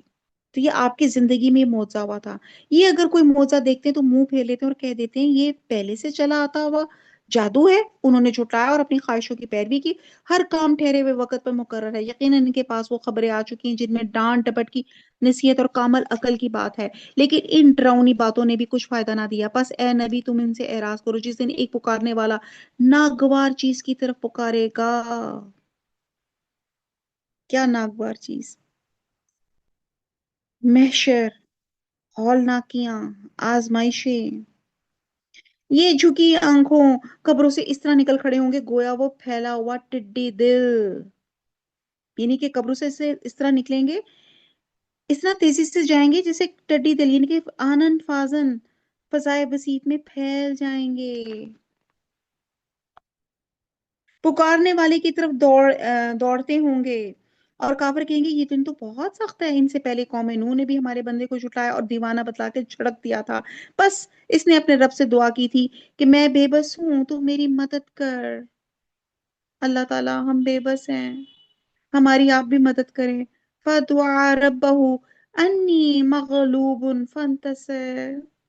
اللہ اس وقت جو جنگ کے بادل چھائے ہوئے ہیں، ہمارے بڑے بڑے لیڈرز شہید ہو گئے ہیں، اللہ تعالیٰ اس اس جنگ کو ہمارے اوپر سے ہٹا لے، اللہ تعالیٰ امن کا سایہ کر دے، امن کا سایہ کر دے۔ پھر دعا مانگتے ہیں، رَبَّهُ أَنِّي مَغْلُوبٌ فَانتَصِرْ۔ بس اس نے اپنے رب سے دعا کی میں تو بے بس ہوں تو میری مدد کر، بس ہم نے آسمان کے دروازے کو زور کے می سے کھول دیا۔ کہتے ہیں 40 دن تک مسلسل خوب روز زور سے پانی برستا رہا، اور زمین سے چشموں کو جاری کر دیا، اس کام پہ جو مقدر کیا گیا تھا پانی خوب جمع ہو گیا۔ اب یہ طوفان نوح کی بات کی جا رہی ہے کہ جب وہ اللہ کے حکم سے کشتی بنا رہے تھے نا، تو لوگ ان کو مذاق اڑا رہے تھے، یہ تو کارپینٹر ہو گیا، یہ لوگ یہ تختی کے کچھ لوگ یہ ہمیں یہ جو بقول اس کے کوئی پانی آئے گا یہ بچائیں گے، اور کہتے ہیں دور دور تک پانی تھا۔ تو اللہ تعالیٰ نے فرما دیا کہ کس طرح اللہ تعالیٰ نے پانی آسمان سے کیسے برسایا اور زمین سے کیسے پانی نکلا۔ آیت نمبر 13، ہم نے اسے تختوں اور کیلوں والی کشتی پہ سوار کر لیا جو ہماری آنکھوں کے سامنے چل رہی تھی، بدلہ اس کی طرف سے جس کا کفر کیا گیا، اور بے شک ہم نے اس واقعے کو نشان بنا کے باقی رکھا، بس کوئی ہے نصیحت حاصل کرنے والا۔ وَلَقَدْ يَسَّرْنَا الْقُرْآنَ لِلذِّكْرِ فَهَلْ مِن مُدَّكِرٍ۔ بس بتاؤ میرا عذاب اور میرے ڈرانے والی باتیں کیسی ہیں، اور بے شک ہم نے قرآن کو سمجھنے کے لیے آسان کر دیا، بس کیا کوئی نصیحت حاصل کرنے والا نہیں ہے؟ اللہ ہم سب نصیحت حاصل کرنے والے ہیں، اللہ تعالیٰ ہم سب کو قرآن کے 5 حق نبھانے کی توفیق عطا فرما۔ آیت نمبر 18، قوم عاد نے بھی جھٹلایا، پس کیسا ہوا میرا عذاب اور میرا ڈرانے والی باتیں، ہم نے ان پہ تیز و تند مسلسل چلنے والی ہوا ایک پہ منحوس دن میں بیچ دی۔ کہتی ہیں بدھ کی شان تھی، اور اس تند یخ شاں شاں کرتی ہوا کا آغاز ہوا اور مسلسل 7 راتیں 8 دن تک چلتی رہی۔ یہ ہوا گھروں اور قلعوں میں بند انسانوں کو وہاں سے اٹھاتی اور اس طرح زمین سے پٹکتی کہ ان کے سر ان کے دھڑوں سے الگ ہو جاتے، اور یہ دن ان کے لیے عذاب کے اعتبار سے منحوس ثابت ہوا۔ اس کا مطلب یہ نہیں ہے کہ بدھ کا دن یا کوئی بھی دن نحوست والا ہے۔ جیسے میں نے پہلے بھی بتایا تھا، انسان کے اپنے اعمال اس دن کو اچھا یا برا بناتے ہیں۔ اب دیکھیں نا، فار ایگزامپل فرعون جس دن ڈوبا، فرعون کے لیے تو بڑا منحوس دن تھا، لیکن بنی اسرائیل کے لیے وہ دن آزادی کا دن تھا، وہ تو دن ان کا بڑا خوشخبری والا تھا۔ تو یہ دن کوئی منحوس نہیں ہوتے، انسان کے اپنے اعمال اس کو اچھا یا برا بناتے ہیں۔ آیت نمبر 20، جو لوگوں کو اٹھا اٹھا کر دے پٹکتی تھی، گویا کہ وہ جڑے کٹے ہوئے کھجور کے تنے ہے، پس کیسی رہی میری سزا اور میرا ڈرانا۔ یقینا ہم نے قرآن کو نصیحت کے لیے آسان کر دیا، پس کیا ہے کوئی نصیحت پکڑنے والا؟ قوم سمود نے ڈرانے والوں کو جھٹلایا، کہنے لگے کیا ہم ہی میں سے ایک شخص کی ہم فرما برداری کرنے لگے؟ تب تم یقیناً غلطی اور دیوانگی میں پڑے ہوئے ہوں گے۔ کیا ہمارے سب کے درمیان صرف اسی پہ وحی اتاری گئی؟ نہیں، بلکہ وہ تو جھوٹا شیخ و گورا ہے۔ اب سب جان لیں گے کل کو کہ کون جھوٹا اور شیخی خورا تھا، یعنی کہ کل سے مراد قیامت کا دن ہے یا دنیا میں ان کے لیے عذاب کا جو مقرر دن تھا۔ بے شک ہم ان کی آزمائش کے لیے اونٹنی بھیجیں گے، بس ہے سالیہ تو ان کے منتظر ہے اور صبر کر، ہاں انہیں خبر کر دے کہ پانی ان میں تقسیم شدہ ہے، ہر ایک اپنی باری پر حاضر ہوگا۔ انہوں نے اپنے رفیق کو آواز دی جس نے وار کیا اور کونچے کاٹ دی، پس کیوں کر ہوا میرا عذاب اور میرا ڈرانا۔ اب یہ وہ قوم تھی جنہوں نے پہلے تو معجزے کے طور پہ کہا تھا یہ پہاڑی میں سے ایک اونٹنی تو برآمد کر کے دکھائیں، اللہ نے معجزہ کر بھی دیا، اور پھر اس کے بعد ان لوگوں نے کیا کیا، اس اونٹنی کو قتل کر دیا، اور جس کا نام قدار بن سالف بتایا جاتا ہے، کہتے ہیں یا تلوار یا اونٹنی کو پکڑ اور اس کی ٹانگیں کاٹ دی یا پھر اسے ذبح کر دیا، واللہ عالم۔ آیت نمبر 31، ہم نے ان پر ایک چیخ بھیجی، بس ایسے ہو گئے جیسے کانٹوں کی اوندھی ہوئی پہاڑ، ہم نے نصیحت کے لیے قرآن کو آسان کر دیا، بس کیا ہے کوئی جو نصیحت پکڑے؟ کتنے پیار سے اللہ پوچھ رہے ہیں۔ اللہ 28 27 بارے میں آ گئے ہیں، اللہ ہم نے نصیحت پکڑ لی، اللہ تعالیٰ ہماری ہر اس آیت کو ہمارے عملوں میں جاری اور ساری کر دے۔ آیت نمبر 33، قوم لوط نے بھی ڈرانے والوں کی تکذیب کی، بے شک ہم نے ان پہ پتھر برسانے والی ہوا بھیجی، سوائے لوط کے گھر والوں کے، انہیں ہم نے سحر کے وقت اپنے احسان سے نجات دے دی، ہر شکر گزار کو ہم اسی طرح بدلہ دیتے ہیں۔ یقیناً لوط نے انہیں ہماری پکڑ سے ڈرایا، لیکن انہوں نے ڈرانے والوں میں شک و شبہ اور جھگڑا کیا، اور ان لوط کو ان کے مہمانوں کے بارے میں پھسلایا، پس ہم نے ان کی آنکھیں اندھی کر دی اور کہہ دیا میرا عذاب اور میرا ڈرنا چکھو، اور یقینی بات ہے کہ انہیں صبح سویرے ہی ایک جگہ پکڑنے والے مقررہ عذاب نے غارت کر دیا۔ کہتے ہیں فرشتے جبرائیل اور میکائیل اور اسرافیل علیہ السلام تھے جنہوں نے بد فعلی کی نیت سے فرشتے مہمانوں کو لینے پہ زیادہ اصرار کیا، تو جبرائیل نے اپنا پر کا ایک حصہ انہیں مارا جن سے کی آنکھوں کے ڈھیلے ہی نکل آئے، اور بات کہتے ہیں کہ صرف آنکھوں کی بصارت زائل ہوئی۔ بہرحال عذاب عام سے پہلے عذاب خاص ان لوگوں کو پہنچا جو حضرت لوط علیہ السلام کے پاس بدنیتی سے آئے تھے اور آنکھوں سے یا بینائی سے محروم ہو کر گھر پہنچے تھے، اور صبح ہی عذاب عام میں تباہ ہو گئے جو پوری قوم کے لیے آیا تھا۔ بس میرے عذاب اور میرے ڈراوے کا مزہ چکھو، یقین ہم نے قرآن کو پند و باز کے لیے آسان کر دیا، بس کیا کوئی ہے نصیحت پکڑنے والا؟ اللہ ہم سب نصیحت پکڑتے ہیں، اللہ تعالیٰ شکر ادا کرتے ہیں کہ اللہ تعالیٰ ہم نے اس قرآن کی رسی کو پکڑا ہوا ہے، اللہ تعالیٰ ان کی تمام آیات کو اللہ تعالیٰ ہمارے لیے شرح صدر کر دے، ہمارے عملوں میں رچ بس جائے۔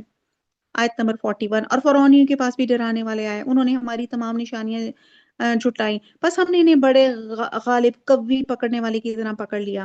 اے قریشیوں کے تمہارے کافر ان کافروں سے کچھ بہتر ہیں، یا تمہاری یہ اگلی کتابوں میں چھٹکارا لکھا ہوا ہے، یا یہ کہتے ہیں کہ ہم غلبہ پانے والی جماعت ہے؟ ان قریب یہ جماعت شکست دی جائے گی اور پیٹھ دے کر بھاگے گی، بلکہ قیامت کی گھڑی ان کے وعدے کے وقت ہے، اور قیامت بڑی سخت اور کڑوی چیز ہے۔ اب جیسے غزوہ بدر میں یہ پیٹھ پھیر کے بھاگے تھے، اور غزوہ بدر کے موقع پہ جب حضور صلی اللہ علیہ وسلم اپنے خیمے میں مصروف دعا تھے، تو حضرت ابو بکر رضی اللہ تعالیٰ عنہ نے فرمایا تھا، حسبو کا، بس کیجئے اللہ کے رسول، آپ صلی اللہ علیہ وسلم نے رب کے سامنے بہت الحاوہ زاری کر لی۔ چنانچہ آپ صلی اللہ علیہ وسلم خیمے سے تشریف لائے تو آپ صلی اللہ علیہ وسلم کی زبان مبارک پہ یہی آیت تھی کہ ان قریب یہ جماعت شکست دی جائے گی اور پیٹھ دے کر بھاگے گی، بلکہ قیامت کی گھڑی ان کے وعدے کے وقت ہے، اور قیامت بڑی سخت اور کڑوی چیز ہے۔ بے شک گنہگار گمراہی میں اور عذاب میں ہے، جس دن وہ اپنے منہ کے بل آگ میں گھسیٹے جائیں گے، ان سے کہا جائے گا دوزخ کی آگ لگنے کے مزے چکھو۔ سقر بھی جہنم کا نام ہے، یعنی کہ اس کی حرارت اور شدت عذاب کا، انٹینسٹی چکو ہیٹ کی۔ آیت نمبر 49۔ بے شک ہم نے ہر چیز کو ایک مقررہ اندازے پر پیدا کیا، اور ہمارا حکم صرف ایک دفعہ کا ایک کلمہ ہی ہوتا ہے، جیسے آنکھ کا چھپکنا، wink of your eye۔ ہم نے تم جیسے بہتیروں کو ہلاک کر دیا، بس کوئی ہے نصیحت لینے والا؟ جو کچھ انہوں نے اعمال کیے سب نامہ اعمال میں لکھے ہوئے ہیں، اسی طرح ہر چھوٹی بڑی بات بھی لکھی ہوئی ہے۔ یقیناً ہمارا ڈر رکھنے والے جنتوں اور نہروں میں ہے، اور راستی اور عزت کی بیٹھک میں قدرت والے بادشاہ کے پاس، انشاءاللہ تعالی۔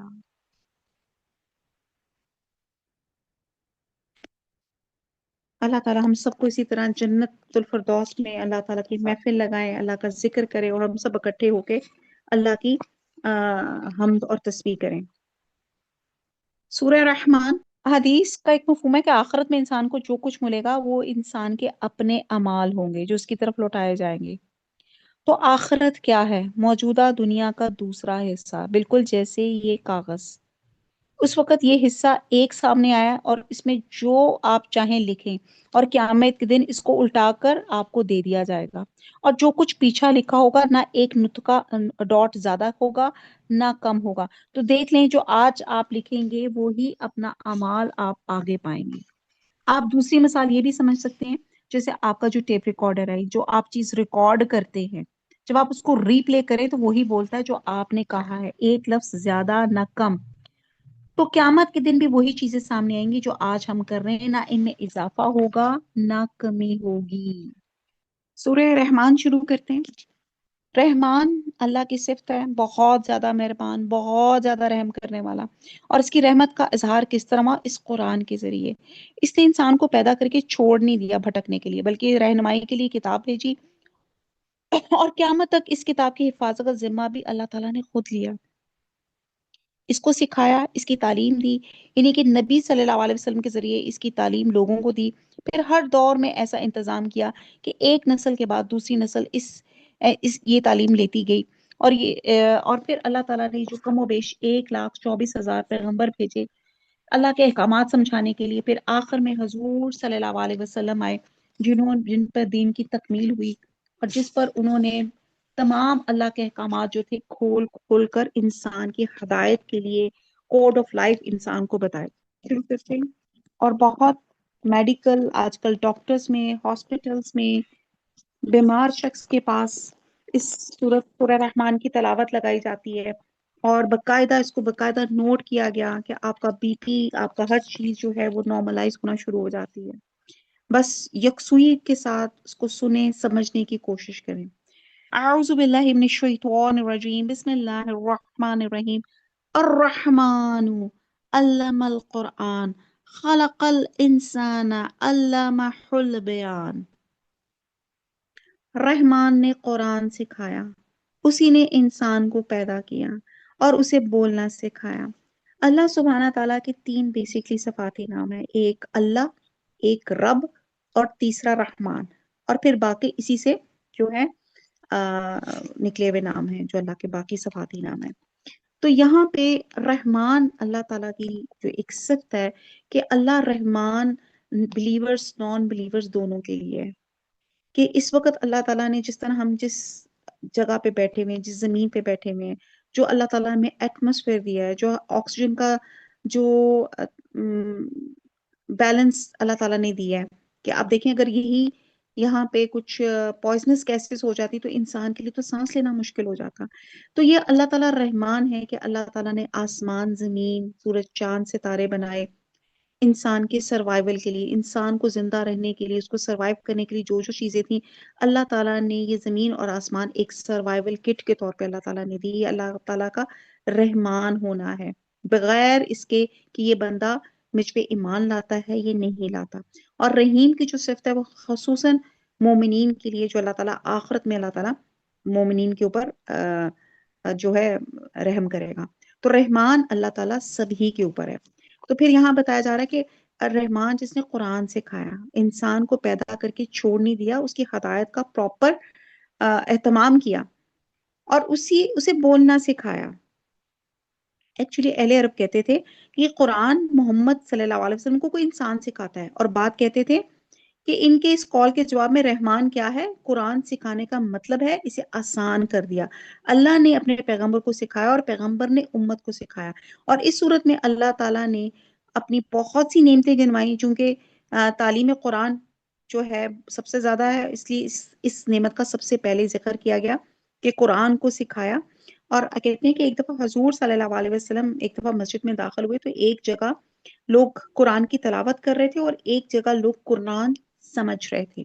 تو آپ کو پتا ہے حضور صلی اللہ علیہ وسلم نے جہاں قرآن سمجھے تھے وہاں بیٹھنا پسند فرمایا.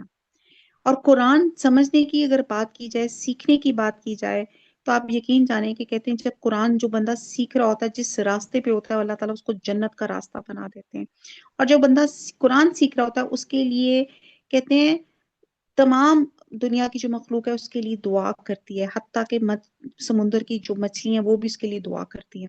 بہرحال بہت کچھ ہے. قرآن جو ہے یہ اللہ تعالیٰ ہم سب کی دلوں کی بہار بنائے، ہمارے ہر غم کا مداوا بنائے. پھر اس نے انسان کو پیدا کیا اور پھر اسے بولنا سکھایا. بولنے کی جو قوت دی گئی ہے اس بنا پہ انسان تمام جانوروں پہ ممتاز ہے. مثلا آپ دیکھیں کہ بہت سے دوسرے جانوروں میں آپ دیکھیں کہ شیر جو ہے کتنا سٹرونگ ہے، ایک دم چیر پھاڑ دیتا ہے. کسی جانور کی سونگنے کی اسمیل بہت زبردست ہوتی ہے، کسی کی دیکھنے کی حس بہت سٹرونگ ہوتی ہے. لیکن اللہ تعالیٰ نے جو بولنے کی قوت دی ہے، وہ اس کی جو صفت ہے وہ دوسرے جانوروں سے ممتاز ہے. آپ نے کبھی کسی طوطے کو بولتے دیکھا ہوگا تو آپ یہ دیکھیں گے وہ ریپروڈیوس کرتا ہے، اس کو سمجھ نہیں آتا. وہ بالکل، میں نے اگر آپ کو یاد ہو شروع میں میں نے جب پہلا ہمارا استقبال تھا یا پہلا سپارہ تھا، اس میں نے ایک مثال کے طور پہ کہا تھا کہ ایک شخص نے ایک طوطے کو سکھایا کہ دریا کنارے نہ جانا. یاد آیا آپ کو بات کا؟ اور کہ وہاں پہ شکاری جو ہے سب طوطوں کو جال میں لے کے لے جاتا ہے.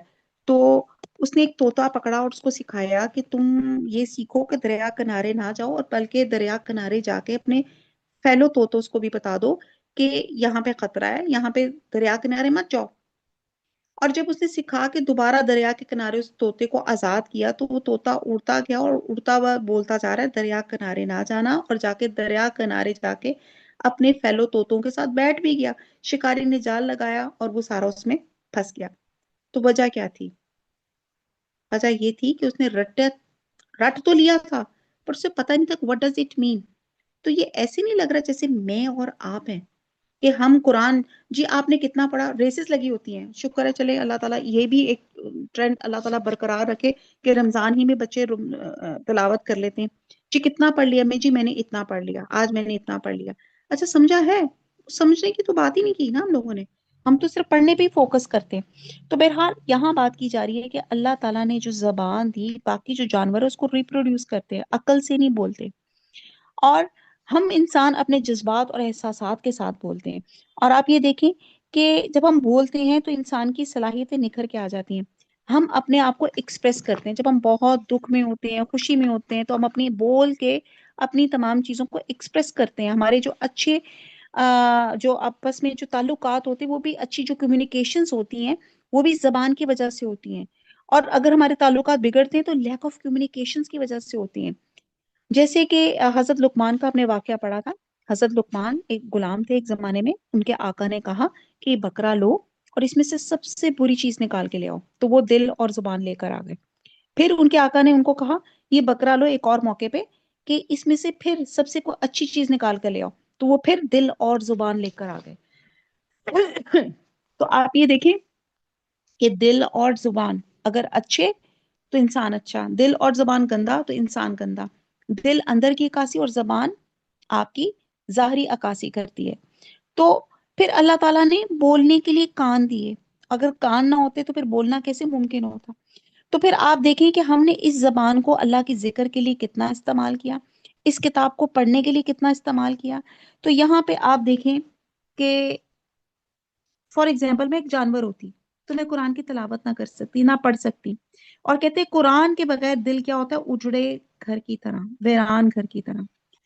تو آپ دیکھیں کہ جیسے ہم نے سورہ رحمان تو ایک تھراپی ہے، کہتے ہیں آپ شدید غصے میں بھی آپ ہوں تو اس وقت اگر آپ کو سنبھالنا مشکل لگ رہا ہو تو آپ قرآن کھول کے تلاوت کرنا شروع کر دیں. وہ اینگر مینجمنٹ پہ ایک علیحدہ میں نے ایک دفعہ بہت ڈیٹیل سے بتایا تھا کہ کیسے اپنے غصے کو کیا جائے. تو اس میں ایک یہ بھی، اگر قرآن کی تلاوت لگا کے قرآن آپ پڑھنا شروع کریں تو انشاءاللہ تعالیٰ آپ پھر بھی ٹھیک ہو جائیں گے. اور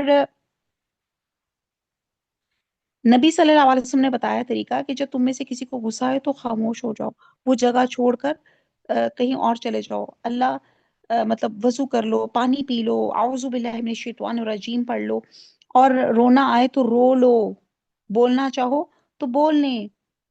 ٹھیک ہے؟ تو یہاں پہ ایک اللہ تعالیٰ نے ایک یہ تھراپی بتا دی. تو بولنا بہت کچھ ہے. اگر میں صرف بولنے پہ بات کروں، کہنے کی بات ہے، اگر ہم بول رہے ہیں تو اس کو ذکر میں کتنا استعمال کرنا ہے، اس زبان کو جو اللہ تعالیٰ نے دی ہے. اس زبان میں تو ہڈی بھی نہیں ہے. اور پھر آپ دیکھتے ہیں کہ اس میں بولیاں کتنی ہیں.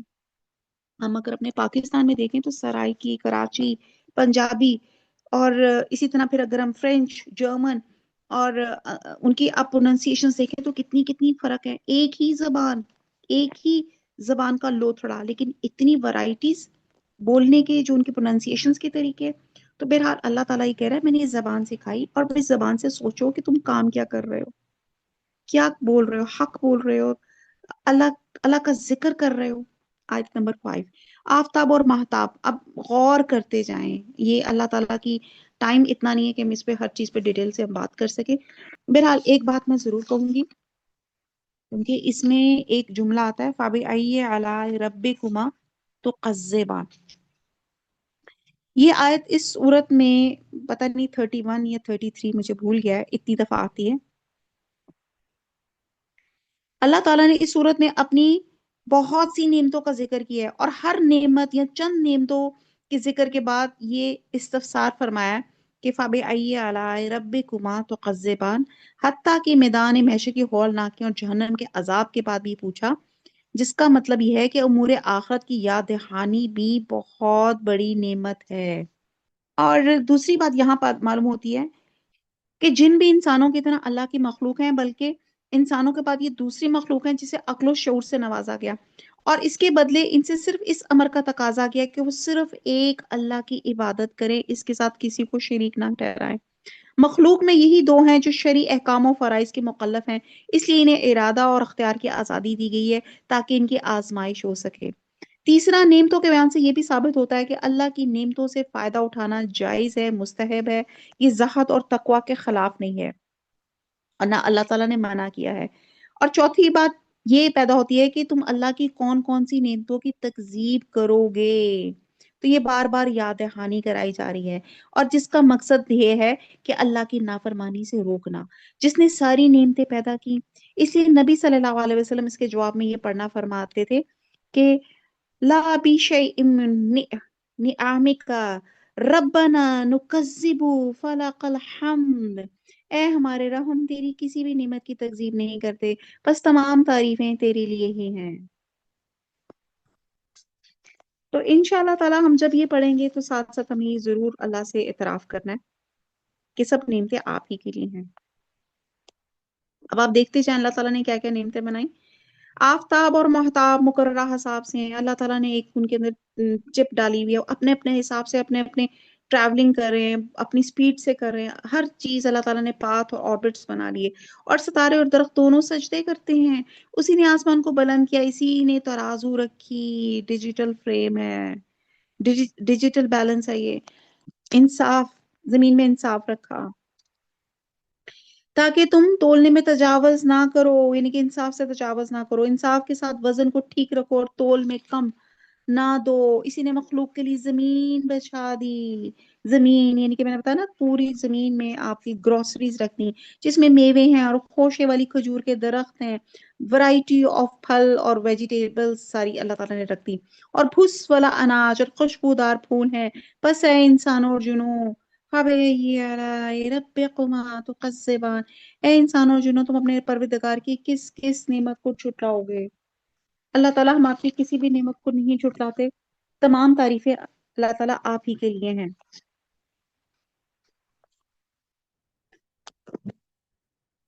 اس نے انسان کو ایسی آواز دینے والی مٹی سے پیدا کیا جو ٹھیکری کی طرح ہے کی تھی، اور جنات کو آگ کے شعلے سے پیدا کیا۔ بس تم اپنے رب کی کس کس نعمت کو چھٹاؤ گے؟ اللہ تعالیٰ ہم آپ کی کسی نعمت کو نہیں چھٹاتے، سب تعریفیں آپ ہی کے لیے ہیں۔ وہ رب ہے دونوں مشرقوں اور دونوں مغربوں کا، تو اے جنوں انسانوں، تم اپنے رب کی کس کس نعمت کو چھٹلاؤ گے؟ اللہ ہم آپ کی کسی نعمت کو نہیں چھٹاتے، سب تعریفیں آپ ہی کے لیے ہیں۔ آیت نمبر 19، اس نے دو دریا جاری کر دیے جو ایک دوسرے سے مل جاتے ہیں، ان دونوں میں ایک آڑ ہے، اس سے بڑھ نہیں سکتے۔ بس اپنے پروردگار کی کون کون سی نعمت کو چھٹلاؤ گے؟ اور ان دونوں میں موتی اور مونگے برآمد ہوتے ہیں، بس تم اپنے رب کی کس کس نعمت کو چھٹلاؤ گے؟ اب یہ اللہ تعالیٰ نے بتا دیا کہ موسموں، یہاں پہ ورائٹی آف اللہ تعالیٰ نے سیزنز بتا دی۔ آپ دیکھیں کہ سورج کا اگر اینگل تھوڑا سا فرق ہو جائے تو آپ دیکھیں کتنا ٹھنڈ کا عذاب آ جائے، اور پھر تھوڑا سا اور ہو جائے تو پھر گرمی کا عذاب آ جائے۔ تو یہاں پہ بتایا دو دریاؤں سے مراد بات کے نزدیک ان کے الگ الگ وجود ہیں، جیسے میٹھے پانی کے دریا جن سے کھیت سراب ہوتے ہیں اور انسان اپنی دیگر ضروریات میں استعمال کرتا ہے، اور دوسری قسم سمندروں کا پانی ہے جو کھارا ہے، جس کے کچھ فائدے ہیں، اور یہ دونوں آپس میں نہیں ملتے۔ اور کھارے سمندروں میں ہی کہتے ہیں میٹھے پانی کی لہریں چلتی ہیں، اور یہ دونوں لہریں آپس میں نہیں ملتی، دونوں آپس میں جدا اور ممتاز رہتی ہیں۔ اس کی ایک صورت تو یہ ہے کہ اللہ تعالیٰ نے کھارے سمندروں میں کئی مقامات پہ میٹھے پانی کی لہریں جاری کی ہوئی ہیں، اور وہ کھارے پانی سے الگ رہتی ہیں۔ اور دوسری صورت یہ بھی ہے کہ اوپر کھارا پانی ہو اور اس کے تہ میں نیچے چشمے آب شیریں ہوں۔ بہرحال ایک طرف دریائے پانی اور ان کے درمیان میں کوئی آڑ نہیں، اور یہ باہم ملتے نہیں ہیں، اور دونوں کے درمیان یہ برزخ آڑ ہے جو اللہ نے رکھی ہے، اور دونوں سے تجاوز نہیں ہوتے۔ اور پھر اللہ تعالیٰ کہہ رہے ہیں کہ پھر آپ دیکھتے ہیں کہ یہاں پہ اللہ تعالیٰ نعمتیں گنا رہے ہیں نا، کہ موتی اور مونگے برآمد ہوئے، یعنی کہ جو آپ زیورات نکالتے ہو، پھر تم اپنے رب کی کس کس نعمت کو چھٹاؤ گے؟ اللہ تعالیٰ ہم آپ کی کسی نعمت کو نہیں چھٹاتے، اللہ ہی کی ملکیت میں ہے وہ جہاز جو سمندر میں پہاڑ کی طرف کھڑے ہوئے چل پھر رہے ہیں۔ بس اے انسانوں اور جنوں، تم اپنے رب کی کس کس نعمت کو چھٹاؤ گے؟ اللہ تعالیٰ ہم آپ کی کسی نعمت کو نہیں چھٹاتے۔ زمین پر جو ہیں سب فنا ہونے والے ہیں، صرف تیرے رب کی ذات جو عظمت اور عزت والی ہے باقی رہ جائے گی۔ پھر تم اپنے رب کی کس کس نعمت کو چھٹلاؤ گے؟ سب آسمان اور زمین والے اسی سے مانگتے ہیں، ہر روز وہ ایک شان سے ہے، ہر روز ہر وقت، شب و روز کا کوئی لمحہ ایسا نہیں جو اس کی کارگزاری سے خالی ہو۔ هو الحی القیوم لا سناتم ولا نوم، وہ زندہ ہے، سب کا تھامنے والا ہے، جسے نہ اونگ آتی ہے نہ نیند آتی ہے۔ یہ جو آیت الکرسی ہے اس کا بہترین اللہ کا انٹروڈکشن۔ پھر تم اپنے رب کی کس کس نعمت کو جھٹلاؤ گے؟ اللہ تعالیٰ ہم آپ کی کسی نعمت کو نہیں جھٹلاتے، تمام تعریفیں آپ ہی کے لیے ہیں۔ جنوں اور انسانوں کے گروہ ان قریب ہم فارغ ہو کے تمہاری طرف متوجہ ہو جائیں گے، پھر تم اپنے رب کی کس کس نعمت کو جھٹلاؤ گے؟ اے گروہ جنات و انسان، اگر تم میں انسان اور زمین کے کناروں سے باہر نکل جانے کی طاقت ہے تو نکل بھاگو، بغیر غلبہ اور طاقت کے تم نہیں نکل سکتے۔ اللہ کی اختیارات سے کوئی باہر نہیں جا سکتا، زمین گول ہے، گھوم کے دیکھ لیں کہاں بھاگیں گے، چلے راکٹ لے لیں، آسمان کی کسی گلیکسی کی کسی حصے میں پہنچ جائیں گے تو کیا اللہ وہاں نہیں پائیں گے؟ تو کہا جا رہا ہے کہاں بھاگ کر جاؤ گے؟ پھر اپنے رب کی کس کس نعمت کو چھٹاؤ گے؟ اللہ آپ کی کسی نعمت کو نہیں ہم چھٹاتے۔ آیت نمبر 35، تم پر آگ کے شعلے دھوئیں چھوڑا جائے گا، پھر تم مقابلہ نہ کر سکو گے، یعنی کہ اللہ کے عذاب کو ٹالنے کی قدرت نہیں رکھتے۔ پھر اپنے رب کی نعمتوں میں سے کس کس نعمت کو چھٹاؤ گے؟ بس جب کہ آسمان پھٹ کے سرخ ہو جائے گا جیسے کہ سرخ چمڑا، بس تم اپنے رب کی کس کس نعمت کو چھٹلاؤ گے؟ یعنی کہ قیامت والے دن آسمان پھٹ جائے گا، فرشتے زمین پہ آ جائیں گے، اس دن یہ نار جہنم کی شدت حرارت سے پگھل کے سرخ کی طرح ہو جائے گی، سرخ چمڑے کی طرح۔ بس تم اپنے رب کی کس کس نعمت کو چھٹاؤ گے؟ اس دن کسی انسان اور کسی جن سے اس کے گناہوں کی پرسش یعنی کہ پوچھ نہ کی جائے گی، البتہ پوچھا جائے گا کہ تم نے یہ کیوں کیا، یا یہ مطلب ہے इनसे नहीं पूछा जाएगा, बल्कि इंसानी ऑर्गन्स, इंसानी अज़ा खुद बोल के इस इंसान की गवाही देंगी, हक में या उसके खिलाफ में। आयत नंबर 40, बस तुम अपने रब की किस किस नेमत को छुटलाओगे? अल्लाह हम आपकी किसी नेमत को नहीं छुटलाते। गुनहगार सिर्फ हुलिये से ही पहचान लिए जाएंगे, इनकी पेशानियों के बाल और कदम पकड़ लिए जाएंगे। जिससे अहले ईमान की अलामत से उनके अज़ा वजू से चमकते हैं, इसी तरह गुनहगारों के चेहरे स्याह, आंखें नीलगों और दहशत ज़दा होंगी। फरिश्ते इनकी पेशानियां इनके कदमों के साथ मिला के पकड़ेंगे और जहन्नम में डाल देंगे, या कभी पेशानियों से या कभी कदमों से इन्हें पकड़ेंगे। आयत नंबर 42, बस तुम अपने रब की किस किस नेमत को झुटलाओगे? अल्लाह ताला आपकी किसी नेमत को नहीं झुटलाते। ये है वो जहन्नम जिसे मुजरिम झूठा जानते थे, इसके और खौलते हुए गर्म पानी के दरमियान में चक्कर खाएंगे। यानी कि कभी इन्हें जहीम का अजाब दिया जाएगा, मान हमीम, कभी पीने का अजाब, खोलता हुआ गर्म पानी जो इनकी अंतड़ियों को काट देगा। बस तुम अपने रब की किस किस नेमत को छुटाओगे? और उस शख्स के लिए जो अपने रब के सामने खड़े होने से डरा, दो दो जन्नतें हैं, बस तुम अपने रब की किस किस नेमत को छुटलाओगे? हदीस में आता है कि दो बाग चांदी के हैं, जिनमें बर्तन और जो कुछ इनमें है सब चांदी के होंगे। दो बाग सोने के हैं, इनके बर्तन और जो कुछ इनमें है सब सोने के होंगे। और बाद असार में है कि सोने के बाग खवास मोमिनीन मुकर्रबीन और चांदी के बाग आम मोमिनीन असहाबुल जमीन के लिए होंगे। दोनों जन्नतों और बहुत सी टहनियों और शाखों वाली हैं, बस तुम अपने रब की किस किस नेमत को झुटलाओगे? ये इशारा इस तरफ है कि इसमें साया गुंजान और गहरा होगा, नेज फलों की कसरत होगी, क्योंकि कहते हैं कि हर शाख और टहनी फलों से लदी होगी। अल्लाह आपकी किसी नेमत को हम नहीं झुटलाते। इन दोनों जन्नतों में दो बहते हुए चश्मे हैं, एक का नाम तस्नीम और दूसरे का कलसबीब। बस तुम अपने रब की किस किस नेमत को छुटाओगे? इन दोनों जन्नतों में हर किस्म के मेवों की दो किस्में होंगी, फ्रेश एंड ड्राई फ्रूट। ठीक है, ये देखिए, एक खुश्क मेवा और दूसरा ताजे मेवे की होंगी। फिर तुम क्या क्या नेमते अपने रब की छुटलाओगे? ला आपकी किसी नेमत को नहीं छुटलाते। जन्नती से फर्शों पे तकिए लगाए हुए, जिनकी अस्तर दबेज रेशम की होगी। इन दोनों जन्नतों के मेवे बिल्कुल करीब होंगे, इतने करीब होंगे बैठे बैठे लेटे लेटे ही तोड़ सकेंगे, इतनी सुकून होगा। आज हम बैठे होते ना, यार जरा रिमोट पकड़ाना, आप सोचें आपके आंखों के इशारे से हर चीज आपके पास आ जाएगी। आयत नंबर 55, बस तुम अपने रब की किस किस, आंखों भी मेरे ख्याल से बड़ी बात कह रही हूँ, आप दिल में सोचेंगे तो वो चीज अल्लाह ताला हाजिर कर देंगे। बस तुम अपने रब की किस किस नेमत को छुटाओगे? वहां शर्मीली नीची निगाह वाली हूरें हैं, जिन्हें इनसे पहले किसी जिन्हों इनसे हाथ नहीं लगाया। इन्हीं के बाकरा नई नवेली होंगी, इससे कबल किसी किसी के निकाह में नहीं होंगी। जिससे साफ तौर पे मालूम होता है कि अल्लाह ताला क्या क्या वहां पे नेमते अल्लाह ताला अता फरमाएगा। बस अपने पालने वाले की किस किस नेमत को छुटलाओगे? वो हूरे मसल याकूत और मूंगे के होंगी। अब बताया जा रहा है किस कदर खूबसूरत होंगी। बस तुम अपने परवरदिगार की किस किस नेमत को छुटलाओगे? अल्लाह ताला आपकी किसी नेमत को नहीं छुटलाते। अब उनके हुस्न और जमाल की वजह से कहते हैं इनकी पंडली का गूदा गोश्त और हड्डी के पीछे से नजर आएगा। और एक दूसरी रवायत में है कि जन्नतों की बीवियां इतनी हसीन और जमील होंगी कि अगर इनमें से एक औरत अहले अर्ज की तरफ झांक ले तो आसमान और जमीन के दरमियान का सारा हिस्सा चमक उठे और खुशबू से भर जाए। और इसका सर का दुपट्टा इतना कीमती होगा कि वो दुनिया व माफी हा से बेहतर होगा। अब यहाँ अल्लाह रहमान की बताई जा रही है कि अल्लाह ताला अपने बंदों पे बड़ा मेहरबान था। उसने पैदा किया, बोलना सिखाया, अख्तियार दिया, हदायत के इंतजाम किए, अंधेरों में भटकने के लिए छोड़ा नहीं, रसूल दी, किताब दी, हदायत का अल्लाह ताला ने तमाम किया। फिर अल्लाह ताला ये जो नेमते अल्लाह ताला गिनाते जा रहे हैं, और इसमें जो खास तौर पे हूरों की बात की जा रही है, उस वहां की खूबसूरती की बात की जा रही है। कहती हैं हूरें खैमों में ठहराई जाएंगी और अहले जन्नत की बीवियां इनके साथ कसरों में रहेंगी। इनकी सैर गाहों में खैमों में हूरें बैठी होंगी जो मोमिनीन की तफरीह का सामान फराहम करेंगी। बंदे तो बड़े खुश होते हैं बातें सुन के कि भाई कितना, क्योंकि अल्लाह को पता है, अल्लाह को तो सब पता है।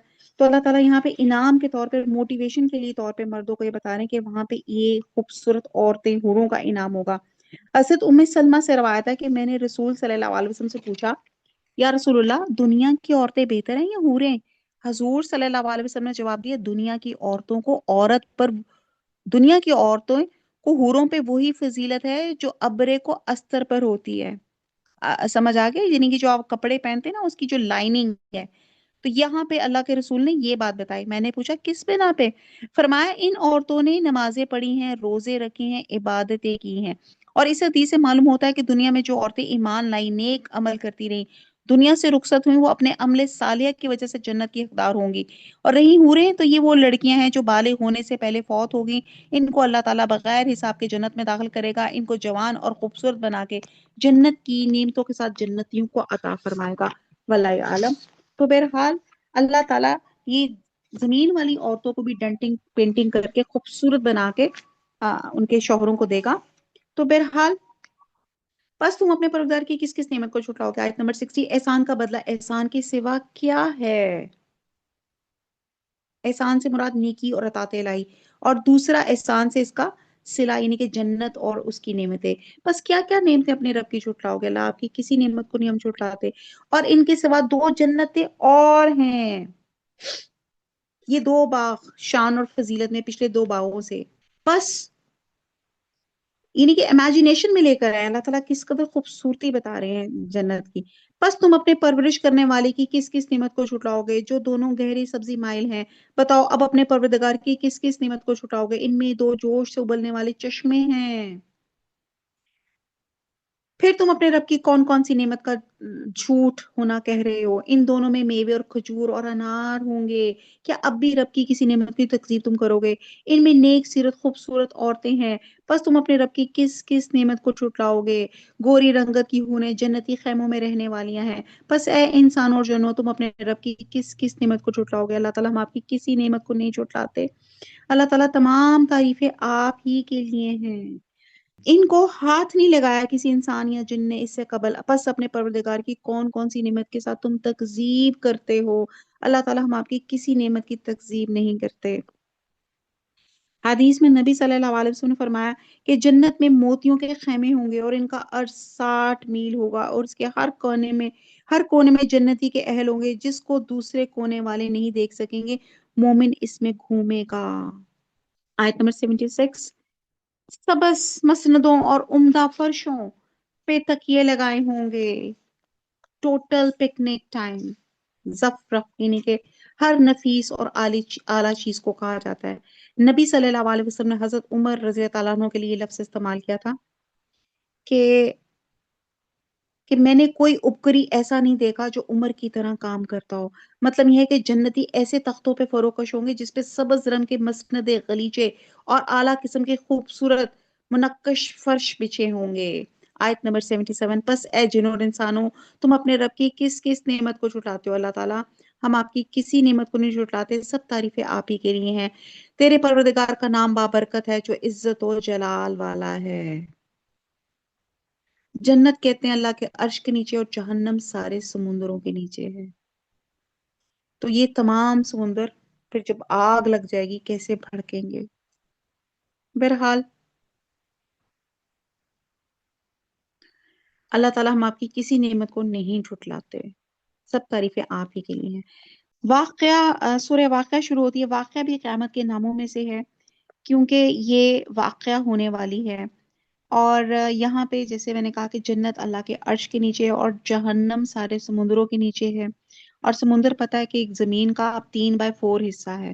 تو پھر اللہ ولی عالم کے جب قیامت والے دن آئے گی، تمام سمندر کیسے آگ بن جائیں گے۔ اللہ تعالیٰ تمام فزیکل کیمیکل تمام چیزوں کو کنٹرول میں کرتا ہے۔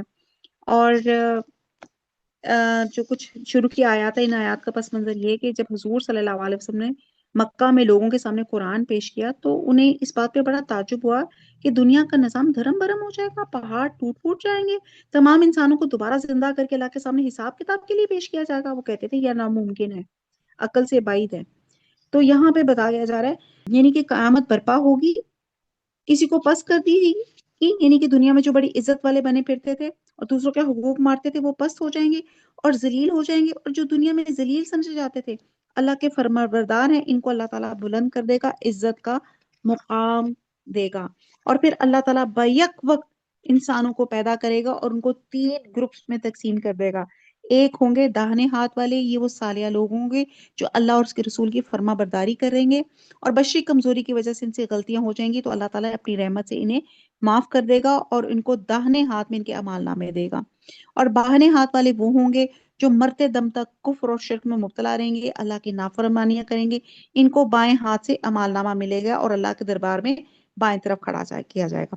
اور تیسرے وہ ہوں گے آگے بڑھنے والے، یہ وہ لوگ ہیں جو اللہ اور رسول کی پکار پہ سب سے پہلے لبیک کہتے ہیں، بھلائی کے ہر کام میں پیش ہوتے ہیں، جہاد کا معاملہ ہو، اللہ کی راہ میں خرچ کرنے کا معاملہ ہو، حقوق کی ادائیگی کا ہو، دین کی تبلیغ کا ہو، ہر کام میں سب سے پیش ہوتے ہیں، اس بنا پہ آخرت میں سب سے آگے ہوں گے۔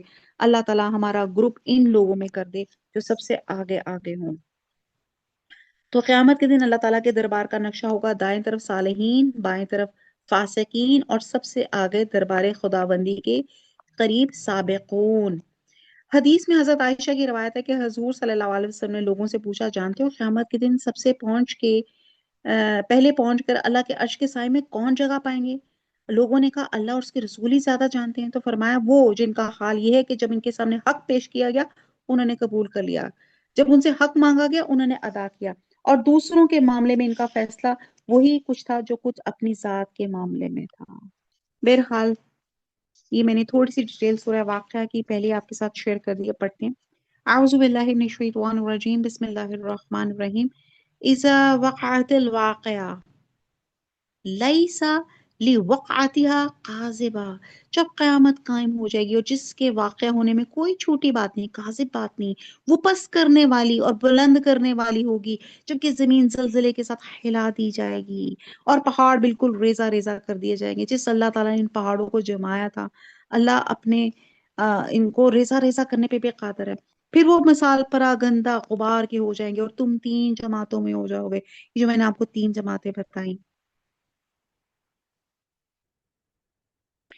بس داہنے ہاتھ والے کیسے اچھے داہنے والے ہاتھ ہیں، اور بائیں ہاتھ والے کیا حال ہے بائیں ہاتھ والوں کا؟ اور جو آگے والے ہیں وہ تو آگے والے ہی ہیں اور بالکل نزدیکی حاصل کیے ہوئے ہیں، نعمتوں والی جنتوں میں ہیں۔ بہت بڑا گروہ تو اگلے لوگوں میں سے ہوگا اور تھوڑے سے پچھلے لوگوں میں سے۔ یہ لوگ سونے کے تاروں سے بنے ہوئے تختوں میں ایک دوسرے کے سامنے تکیے لگائے بیٹھے ہوں گے۔ ان کے پاس ایسے لڑکے جو ہمیشہ لڑکے ہی رہیں گے، آمد و رفت کریں گے، آپ خورے اور جگ لے کے اور ایسا جام لے کر جو بہتی ہوئی شراب سے پر ہو۔ مطلب کہا جا رہا ہے وہ بڑے نہیں ہوں گے، یعنی وہ بڑے نہیں ہوں گے کہ بوڑھے ہو جائیں، نہ ان کے قد و خال اور قد و قامت میں کوئی تغیر ہوگا، بلکہ ایک ہی عمر ایک ہی حالت میں رہیں گے جیسے نو عمر لڑکے ہوتے ہیں۔ یہ یہاں پہ اللہ تعالیٰ نے بتایا۔ آیت نمبر 20، اور ایسے میوے لیے ہوئے جو ان کے پسند کے ہوں، اور پرندوں کے گوشت انہیں مرغوب ہوں، گوری گوری بڑی آنکھوں والی حوریں اور جو چھپے ہوئے موتیوں کی طرح ہیں، یہ صلہ ہے ان کے اعمال کا۔ سبحان اللہ، اللہ تعالیٰ ہم سب کو صالح اعمال کی توفیق عطا فرما، اور وہ اعمال جو قرآن اور سنت کے مطابق ہوں۔ نہ وہاں بکواس سنیں گے، نہ گناہ کی بات، صرف سلام ہی سلام کی آواز ہوگی۔ یعنی کہ آپ دیکھیں کہ کوئی آپ کے دل میں گرج نہیں ہوگا، کوئی بغض نہیں ہوگا، کوئی کینہ نہیں ہوگا، صرف سلام ہی سلام ہوگا۔ آیت نمبر 27، اور داہنے ہاتھ والے کیا ہی اچھے ہیں داہنے ہاتھ والے، وہ بغیر کانٹوں کے، بیریوں کے، تہ بتہ کیلوں اور لمبے لمبے سائیں اور بہتے ہوئے پانی اور بکثرت پھلوں میں جو نہ ختم ہوں نہ روک لیے جائیں۔ سین چیک کریں۔ ایک حدیث کا مفہوم ہے کہ جنت کے ایک درخت کے سائے تلے ایک گھوڑا گھڑ سوار 100 سال تک چلتا رہے گا، تب بھی وہ سایہ ختم نہیں ہوگا۔ آیت نمبر 34، اور اونچے اونچے فرشوں میں ہوں گے، ہم نے ان کی بیویوں کو خاص طور پہ بنایا، ہم نے انہیں کنواریاں کر دیا، محبت والیاں اور ہم عمر ہیں۔ اب یہاں پہ اللہ سبحانہ تعالیٰ نے بتا دیا کہ اہل جنت کو ملنے والی بیویاں حور عین ہیں، اور حوریں ولادت کے عام طریقے سے پیدا شدہ نہیں ہوں گی، بلکہ اللہ تعالیٰ خاص طور پہ انہیں جنت میں اپنی قدرت خاص سے بنائیں گے۔ جو دنیاوی عورتیں ہوں گی وہ بھی حوروں کے علاوہ اہل جنت کو ملیں گی۔ ان میں بوڑھی کالی بد شکل جس طرح کی بھی ہوں گی، سب کو اللہ سبحانہ تعالیٰ جنت میں جوان حسین بنا دے گا۔ کوئی بوڑھی بوڑھی نہیں رہے گی، کوئی بد شکل نہیں رہے گی، سب باکرا کواری कंवारी की हैसियत से, वर्जन की हैसियत से होंगी। तो आप ये सोचें। और कहते हैं कि सब जन्नतियों की उम्र को तकरीबन 33 ईयर्स के होगी। तो यहाँ पे अल्लाह ताला बता रहे हैं कि आजकल हमें सबको अपने चेहरे का, अपनी बॉडी शेमिंग का, अपना हर वक्त चेहरा संवारते करते रहते हैं। तो बस सिर्फ क्या करें, नेक अमाल कर लें। वहां पे जाके अल्लाह ताला आपकी हर तरह की आपकी ख्वाहिश, आज हम मोटे हैं, बदशक्ल हैं, काले हैं, जो चीज हमें अपनी बॉडी की पसंद नहीं आती, अल्लाह ताला कह रहे हैं वहां पे क्या होगा, खास तौर पे बीवियों को बनाया जाएगा। अल्लाह ताला डेंटिंग पेंटिंग करके उनको खूबसूरत तरीन बना देगा और वर्जन कर देगा। आयत नंबर 37, मोहब्बत वाली और हम उम्र कर देगा। दाएं हाथ वालों के लिए जमे गमखीर है अगलों में से, और बहुत से, बहुत बड़ी जमात है पिछलों में, पिछलों में है। और बाएं हाथ वाले क्या हैं? बाएं हाथ वाले गर्म हवा और गर्म पानी में होंगे, और स्याह धुएं के साए में। अब इनको बताया जा रहा है कि जहन्नम, बाएं हाथ वालों का क्या अंजाम होगा। जहन्नम के अजाब से तंग आके कहते हैं जहन्नम वाले एक साए की तरफ दौड़ेंगे। जब वहां पहुंचेंगे तो पता चलेगा ये साया नहीं, जहन्नम ही की आग का सख्त स्याह धुआं है। और बात कहते हैं, हम उस चर्बी को कहते हैं जो आग में जल जल के स्याह हो गए। और बात कहते हैं कि आग भी स्याह, अहले अहले नार भी स्याह रो होंगे, और जहन्नम में जो कुछ होगा स्याह होगा। अल्लाहुम्मा अजरना मिनन नार। इन्हीं की साया ठंडा होता है, लेकिन जिस साया को साया समझ रहे हैं वो साया जहन्नम का धुआं होगा। आयत नंबर 44, जो ना ठंडा है ना फरत बख्श है। बेशक ये लोग इससे पहले बहुत नाजों में पले थे और बहुत बड़े बड़े गुनाहों पर इसरार करते थे, और कहते थे क्या जब हम मर जाएंगे और मट्टी हिड्डी हो जाएंगे तो क्या हम फिर दोबारा खड़े किए जाएंगे? और क्या हमारे अगले बाप दादा भी? आप कह दीजिए यकीनन सब अगले और पिछले जरूर जमा किए जाएंगे एक मुकर्रर दिन के वक्त। फिर तुम ए गुमराह हो, झुटलाने वालों, अलबत्ता खाने वाले हो थोर का दरख्त और इसी से पेट भरने वाले हो, फिर इस पे गरम गरम खौलता हुआ पानी पीने वाले हो, और फिर पीने वाले भी प्यासे ऊंटों की तरह। अब प्यासे ऊंटे कहते हैं ये खास बीमारी थी। आ, पानी पे पानी पिए जाते थे लेकिन प्यास नहीं बुझती थी। और मतलब ये कि जकूम खाने के बाद पानी भी इस तरह नहीं पिएंगे जिस तरह आम तौर पे होता है। बतौर अजाब इन्हें पीने के लिए खौलता हुआ पानी मिलेगा। और दूसरा, तुम इसे प्यासे ऊंटों की तरह पिए जाओगे और तुम्हारी प्यास दूर नहीं होगी। आयत नंबर 56, इसलिए कहा जा रहा है सूरह अल इमरान में इनको दर्दनाक अजाब की खुशखबरी सुना दीजिए। आयत नंबर 56, क्यामत के दिन इनकी मेहमानी ये है, हमें हम ही ने तुम सबको पैदा किया, फिर तुम क्यों बावर नहीं करते? अच्छा फिर ये तो बताओ, जो बना तुम टपकाते हो, क्या इसको इंसान तुम बनाते हो या पैदा करने वाले हम ही हैं? गौर करें। अल्लाह ताला कहता है गौर व फिक्र करो कि ये जो ये जो डिस्चार्ज, ये जो अल्लाह ताला जहां से बच्चा पैदा करना शुरू करता है, आप देखते हैं कि अक्सर लोग जाते हैं, कपल्स जाते हैं, मेडिकल सारे टेस्ट होते हैं कि जी बिल्कुल ठीक है, दोनों शौहर और बीवी बिल्कुल नॉर्मल है। बस ये अल्लाह अल्लाह का हुक्म, जी अल्लाह का हुक्म। तो आप सोचिए ये अल्लाह का हुक्म है कि अल्लाह ही बच्चा को पैदा बनाने करने वाला, बनाने वाला, पैदा करने वाला, उसकी हिफ्जो मान रखने वाला। अल्लाह ताला, अल्लाह ताला से इसी आयत से दुआ करते हैं, अल्लाह ताला जो लोग औलाद मांगते हैं उनको सालियां औलादे दे दे, और जिनकी औलादे हैं अल्लाह ताला उनको नेक, सालिया और परहेजगार रख, कुरान और सुन्नत के ताबे रख हम सबको, आमीन। हम हम ही ने तुम में मौत को मुतय्यन कर दिया, हम इसके बारे इससे हारे हुए नहीं हैं कि तुम्हारी जगह तुम जैसे और पैदा करें, तुम्हें तुम्हें नए सिरे से इस आलम में पैदा करें जिससे तुम बिल्कुल बेखबर हो। तुम्हें यकीनी तौर पे पहली दफा की पैदाइश मालूम ही है, फिर क्यों इबरत हासिल नहीं करते? अल्लाह ताला कह रहे हैं जिसने तुम्हें पहली दफा पैदा किया दोबारा भी पैदा करने पे कादिर है। अच्छा फिर ये भी बताओ, तुम जो कुछ बोते हो, अब अल्लाह ताला दलील से बात समझा रहे हैं, इसे तुम ही उगाते हो या हम लगाने वाले हैं? यानी कि जमीन पे तुम जो बीज बोते हो, इसे एक दरख्त जमीन के ऊपर नमूदार होता है, गले से एक बेजान दाने को फाड़ के जमीन के सीने को चीर के दरख्त लगाने वाला कौन है? और ये भी मनी के कतरे से इंसान बना देने वाला कौन है? ये अल्लाह सुब्हाना ताला है। अगर हम चाहें तो इसे रेजा रेजा कर डालें और तुम हैरत के साथ बातें बनाते ही रह जाओ कि हम पर तो तावान ही पड़ गया, बल्कि हम बिल्कुल महरूम ही रह गए। अच्छा ये तो बताओ, जिस पानी को तुम पीते हो इसे बादलों से भी तुम ही उतारते हो या हम बरसाते हैं? अल्लाह ताला फिर मजीद आर्गुमेंट के साथ समझा रहा है कि जो आसमान से पानी उतरता है किसको कौन बरसाने वाला है? अगर हमारी मंशा हो तो हम इसे कड़वा जहर कर दें, फिर तुम हमारी शुक्रगुजारी क्यों नहीं करते? अच्छा जरा ये भी बताओ कि जो आग तुम सुलगाते हो इसके दरख्त को तुमने पैदा किया है? یا ہم اس کے پیدا کرنے والے ہیں؟ ہم نے اسے سبب نصیحت کیا ہے اور اور مسافروں کے فائدے کی چیز بنایا ہے۔ بس اپنے بہت بڑے رب کے نام کی تسبیح کیا کرو، سبحان اللہ، سبحان اللہ، سبحان اللہ۔ حدیث کا مفہوم ہے کہ جن تین چیزوں کو عام رکھنے کا اور ان سے کسی کو نہ روکنے کا حکم دیا گیا ہے، ان میں پانی اور گھاس کے علاوہ آگ بھی ہے۔ آیت نمبر 75۔ بس میں قسم کھاتا ہوں ستاروں کے گرنے کی، اور اگر تمہیں علم ہو تو یہ بہت بڑی قسم ہے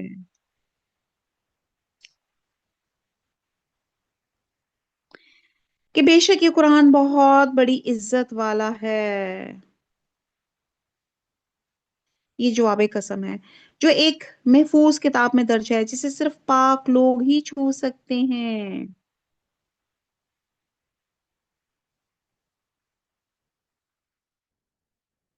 اور یہ رب العالمین کی طرف سے اترا ہوا ہے۔ بس کیا تم ایسی بات کو سرسری اور معمولی سمجھ رہے ہو؟ اسکالرس کے نزدیک کہتے ہیں کہ حضرت عمر حضرت عمر کے ان کے ایمان لانے کا یہاں پہ ذکر کیا جاتا ہے کہ حضرت عمر اپنی بہن کے گھر داخل ہوئے تو وہ سورہ طٰہٰ پڑھ رہی تھی۔ ان کی آمد کی آہٹ سن کے انہوں نے قرآن چھپا دیا۔ حضرت عمر نے اپنے بہنوئی کو پکڑ کے مارنا شروع کیا، بہن اپنے شوہر کو بچانے آئی تو ان کو بھی مارنا شروع کر دیا، یہاں تک کہ بہن کا بھی سر پھٹ گیا، خون نکلنا شروع ہو گیا۔ حضرت عمر کو سخت ندامت ہوئی، انہوں نے کہا اچھا مجھے وہ صحیفہ دکھاؤ جسے تم لوگوں نے چھپایا ہے، دیکھو تو صحیح اس میں لکھا کیا ہے۔ تو بہن نے کہا آپ اپنے شرک کی وجہ سے ناپاک ہیں، اور سورہ واقعہ کی آیت پڑھی لا یمسہ الا المتطہرون، اس کو صرف پاک آدمی ہاتھ لگا سکتا ہے۔ پھر حضرت عمر نے غسل کیا اور صحیفے کو لے کے پڑھا اور ایمان لائے۔ اور اس قصے سے معلوم ہوتا ہے کہ حضرت عمر کے ایمان لانے یعنی کہ 5 نبی سے پہلے سورہ واقعہ نازل ہوئی تھی۔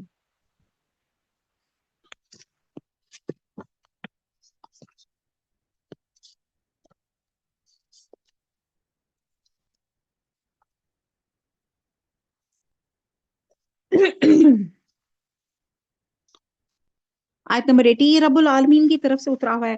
بس کیا تم ایسی بات کو سرسری معمولی سمجھ رہے ہو اور اپنے حصے میں یہی کہ لیتے ہو کہ یہ جھٹلاتے پھرو؟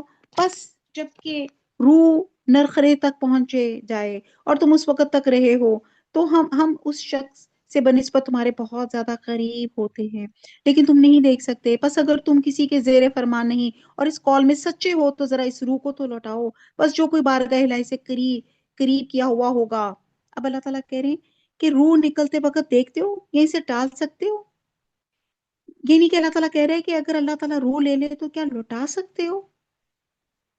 آیت نمبر 89، اسی تو راحت ہے اور غذائیں ہیں اور آرام والی جنت ہے، اور جو شخص داہنے ہاتھ والوں میں سے ہے تو بھی سلامتی ہے تیرے لیے، اور تیرے لیے کہ تو داہنے ہاتھ والوں میں سے ہے۔ اللہ تعالیٰ ہم سب کو داہنے ہاتھ والا بنا دے۔ لیکن اگر کوئی جھٹلانے والے گمراہوں میں سے ہے تو کھولتے ہوئے گرم پانی کی مہمانی ہے اور دوزخ میں جانا ہے۔ یہ خبر سراسر حق اور قطعاً یقینی ہے، بس تو اپنے عظیم الشان پروردگار کی تسبیح کر، بسبح بسم ربک العظیم، سبحان اللہ و بحمدہ عدد خلقہ و رضا نفسہ و زینت عرشہ و مداد کلماتہ۔ اس صورت کے آغاز میں اعمال کے لحاظ سے انسانوں کی جو 3 قسمیں بیان کی گئی ان کا پھر ذکر کیا جا رہا ہے۔ پہلی قسم مقربین کے علاوہ سابقین بھی، کیونکہ وہ نیکی کے ہر کام میں آگے آگے ہوتے ہیں اور قبول ایمان میں بھی دوسروں سے سبقت لے جاتے ہیں، اور اپنی اس خوبی کی وجہ سے مقربین میں بارگاہ الہی قرار پائے جاتے ہیں۔ اور دوسری جو عام قسم ہے وہ عام مومنین ہیں، یہ بھی جہنم سے بچ کے جنت میں چلے جائیں گے، تاہم درجات میں سابقین سے کمتر ہوں گے، اور موت کے وقت فرشتے ان کو بھی سلامتی کی خوشخبری دیں گے۔ اور تیسری قسم جسے آغاز سے صورت میں اصحاب المشأمہ یعنی کہ بائیں ہاتھ والا یا حاملین نحوست ہیں، یہ اپنے کفر اور نفاق کی سزا اور اس کی نحوست کا عذاب جہنم کی صورت میں جو ہے وہ بھگتیں گے۔ اور حدیث میں آتا ہے کہ 2 کلمے اللہ کو بہت محبوب ہیں، زبان پہ ہلکے ہیں اور وزن پہ بھاری ہیں، سبحان اللہ و بحمدہ، سبحان اللہ العظیم۔ کیونکہ یہاں پہ سبحان اللہ سے سورہ واقعہ ختم ہوئی ہے تو ایک ادب ہے کہ ضرور جو ہے تسبیح کر لینی چاہیے۔ اگلی سورت شروع ہوتی ہے سورہ حدید۔ أعوذ بالله من الشيطان الرجيم بسم الله الرحمن الرحيم سبح لله ما في السماوات والأرض وهو العزيز الحكيम। आसमान और जमीन में जो है सब अल्लाह की तस्बीह कर रहे हैं। आप देखें कि पिछली सूरत भी तस्बीह पे खत्म हुई और यहाँ पे भी तस्बीह से बात शुरू हुई। और ये सूरह मुसब्बिहात में से आती है कि अल्लाह की तस्बीह से जो है यहाँ पे बात शुरू की जाती है। वो जबरदस्त बाहिकमत है, आसमानों और जमीन की बादशाही उसी की है। वही जिंदगी देता है और मौत भी, हर वो हर चीज पे कादिर है। वाह हुआ अला कुल्ली शैइन कदीर। अब ये जो मैं आयत पढ़ी हूँ ना, ये आयत कहते हैं हजार आयतों से बेहतर है। कहते हैं कि अगर शैतान के वसवसे हों, किसी चीज में आपको कुछ शक व शुबा हो, तो ये आयत पढ़ लें तो दिल को करार भी आ जाता है। इमाम राजी कहते हैं कि ये आयत तमाम कुरान का निचोड़ है। और ये क्या है? हुवल अव्वलु वल आखिरु वल ज़ाहिरु वल बातिनु व हुवा बिकुल्लि शैइन अलीम। वही अ, जिंदगी देता है और मौत भी। वही पहले है, वही पीछे है, वही जाहिर है, वही मख्फी है, और वो हर चीज को बखूबी जानने वाला है। अल्लाह ताला इसी आयत के वसीले से हम दुआ मांगते हैं। अल्लाह ताला हमें दाहिने हाथ में अल्लाह ताला हमारा माल नमा दीजिएगा। अल्लाह ताला हमें हमारे वालिदैन के लिए सदका जारिया और हमारी औलाद को हमारे लिए सदका जारिया बना दे। अल्लाह ताला इस वक्त जंग के जो हालात छाए हुए हैं, अल्लाह ताला अमन कर दे, अल्लाह अमन फरमा दे, अल्लाह ताला हर जगह अमन फरमा दे। आमीन सुम्मा आमीन। और जो सबसे बड़ी इस वक्त जो सबसे ज्यादा अजाब कुन और जो बहुत तशवीश कुन बात है कि मुसलमान मुसलमान का गला काट रहा है। अल्लाह ताला मुसलमान मुसलमान तो भाई भाई होते हैं। अल्लाह ताला हम सबको भाई भाई बना दे। तो आयत नंबर 3 की बड़ी बरकत है। आयत नंबर 4, वही है जिसने आसमान और जमीन को 6 दिन में पैदा किया, फिर अर्श पे मुस्तवी हो गया, और वो खूब जानता है उस चीज को जो जमीन में जाए और जो इससे निकले और जो आसमान से नीचे है, जो कुछ चढ़कर इसमें जाए, और जहां कहीं तुम हो तुम्हारे साथ है, और जो तुम कर रहे हो अल्लाह देख रहा है। यानी कि अल्लाह ताला, ये हमने बहुत डिटेल से बात पहले भी की थी कि अल्लाह ताला इतना बारीक बीन है कि अल्लाह ताला को हर चीज पता है। अल्लाह ताला, सूरह इनाम में आता है, अल्लाह ताला ही के पास तमाम मख्फी अशिया के खजाने हैं, इनको कोई नहीं जानता बजुज अल्लाह के। वो तमाम चीजों को जानता है, जो कुछ खुश्की में है, जो कुछ दरियाओं में है, कोई पत्ता नहीं गिरता मगर इसको भी वो जानता है। ना कोई दाना जमीन की तारीक हिस्सों में नहीं पड़ता, ना कोई तर और ना कोई खुश चीज गिरती है, मगर ये सब किताब मुबीन में है। तो यहाँ पे जो है ना, जो आसमान से नीचे आए, जो या जो इससे निकले, तो इससे मुराद बारिश, ओले, बर्फ, तकदीर और अहकाम जो फरिश्ते लेके उतरते हैं। और फरिश्ते इंसानों के जो अमल लेकर चढ़ते हैं, जिस तरह हदीस में आता है, अल्लाह की तरफ रात के अमल दिन से पहले और दिन के अमल रात से पहले चढ़ते हैं। तो अल्लाह ताला सब कुछ जानता है। आयत नंबर 5, आसमानों की और जमीन की बादशाही उसी की है, वो और तमाम काम उसी की तरफ लौटाए जाते हैं। वही रात को दिन में ले जाता है और वही दिन को रात में दाखिल करता है, और सीने के अंदर की पोशीदगियों का वो पूरा आलिम है।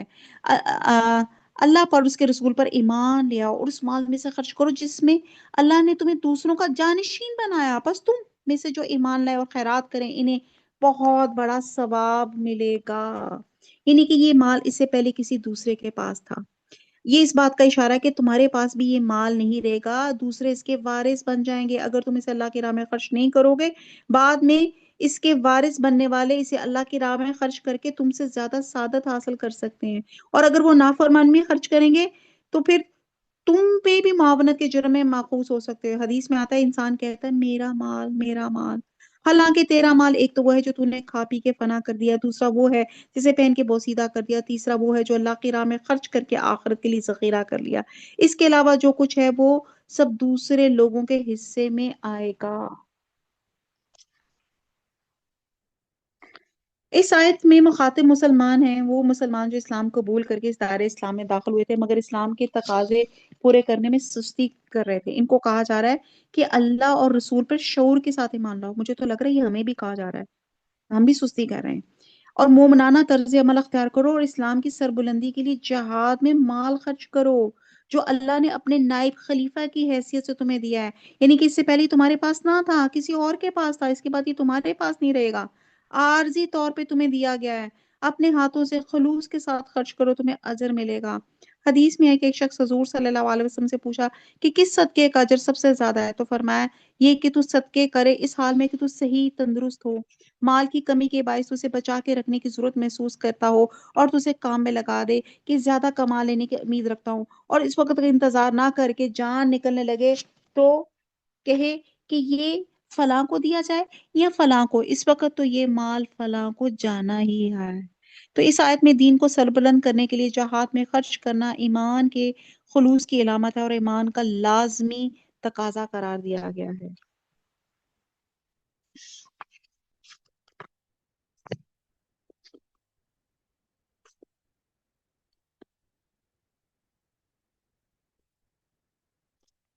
آیت نمبر 1، تم اللہ پر ایمان کیوں نہیں لاتے حالانکہ خود رسول تمہیں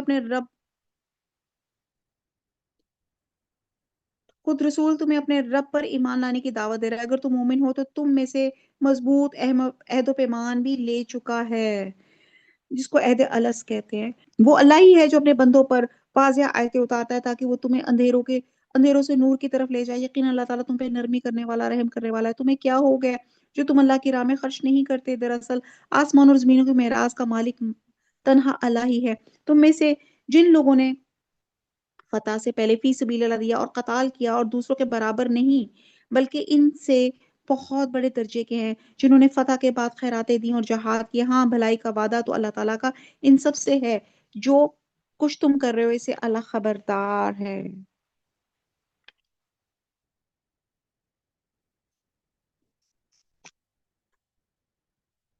کون ہے جو اللہ تعالیٰ کو اچھی طرح قرض دے، پھر اللہ تعالیٰ اسے اس کے لیے بڑھاتا چلا جاتا ہے، اس کے لیے پسندیدہ اجر ثابت ہو جائے؟ اجر نبی صلی اللہ علیہ وسلم نے تمام صحابہ کرام کے بارے میں فرمایا، میرے صحابوں پہ سب و شتم نہ کرو، قسم ہے اس ذات کی جس کے ہاتھ میں میری جان ہے، اگر تم میں سے کوئی شخص احد پہاڑ جتنا سونا بھی اللہ کی راہ میں خرچ کر دے تو وہ میرے صحابی کے خرچ کیے ہوئے ایک مد بلکہ نصف مد کے بھی برابر نہیں۔ اور اللہ کو قرض حسن دینے کا مطلب ہے اللہ کی راہ میں صدقہ خیرات کرنا۔ یہ مال جو انسان اللہ کی راہ میں خرچ کرتا ہے اللہ ہی کا دیا ہوا ہے، اور اس کے بارے میں اسے قرض قرار دینا یہ اللہ کا فضل احسان ہے، اور وہ اس نفع پہ اس طرح اجر دے گا جس طرح قرض کی ادائیگی ضروری ہوتی ہے۔ اور پھر کہتے ہیں کہ حضرت عبداللہ بن مسعود کی روایت ہے کہ جب بھی آیت نازل ہوئی تو صحابہ کرام نے حضور صلی اللہ علیہ وسلم کی زبان مبارک سے اس کو سنا، تو حضرت ابو وحدہ انصاری نے عرض کیا یا رسول اللہ، کیا ہمارا رب ہم سے قرض چاہتا ہے؟ حضور صلی اللہ علیہ وسلم نے جواب دیا ہاں۔ تو انہوں نے کہا ذرا اپنا ہاتھ مجھے دکھائیے۔ آپ نے اپنا ہاتھ ان کی طرف بڑھایا، انہوں نے آپ کا ہاتھ اپنے ہاتھ میں لے کے کہا میں نے اپنے رب کو اپنا باغ قرض دے دیا۔ اور حدیث میں ہے کہ اس باغ میں کھجور کے 600 درخت تھے، ان میں سے ان کا گھر بھی تھا، ان کے بال بچے اسی میں رہتے تھے۔ حضور صلی اللہ علیہ وسلم سے یہ بات کر کے وہ سیدھے گھر پہنچے اور بیوی کو پکار کے کہا واحدہ کی ماں نکل آؤ، میں نے یہ گھر اپنے رب کو قرض دے دیا۔ وہ بولی تم نے نفع کا سودا کیا واحدہ کے ابا، اور اپنا سامان اور اپنے بچے لے کے باغ سے نکل گئیں۔ سبحان اللہ! اتنا ہمارے اندر دل گردہ ہو سکتا ہے کہ آیت سنی اور فوراً عمل کر دیا؟ تو آپ یہ دیکھیں کہ اور آفرین کیسی نیک خاتون تھیں ہماری، تو کہ نا کہ ہسبینڈ فون بھی کر دے نا موبائل پہ کہ تیار کھڑی رہنا میں آ رہا ہوں، تو ہم تو اس میں بھی تیاریوں میں کتنی دیر لگاتے ہیں۔ اور یہاں پہ دیکھیں نیکیوں میں دوڑ، صحابی انہوں نے پکارا اپنی بیوی سے کہ بس آ جاؤ، یہ میں نے اللہ کے لیے دے دیا یہ باغ، تو وہ فوراً ایک لمحہ انہوں نے شکایت نہیں کی کہ ہائے کیا کیا، ہم کہاں رہیں گے، کدھر سوئیں گے، فوراً اپنے بچے لے کے باہر نکل آئیں۔ سبحان اللہ!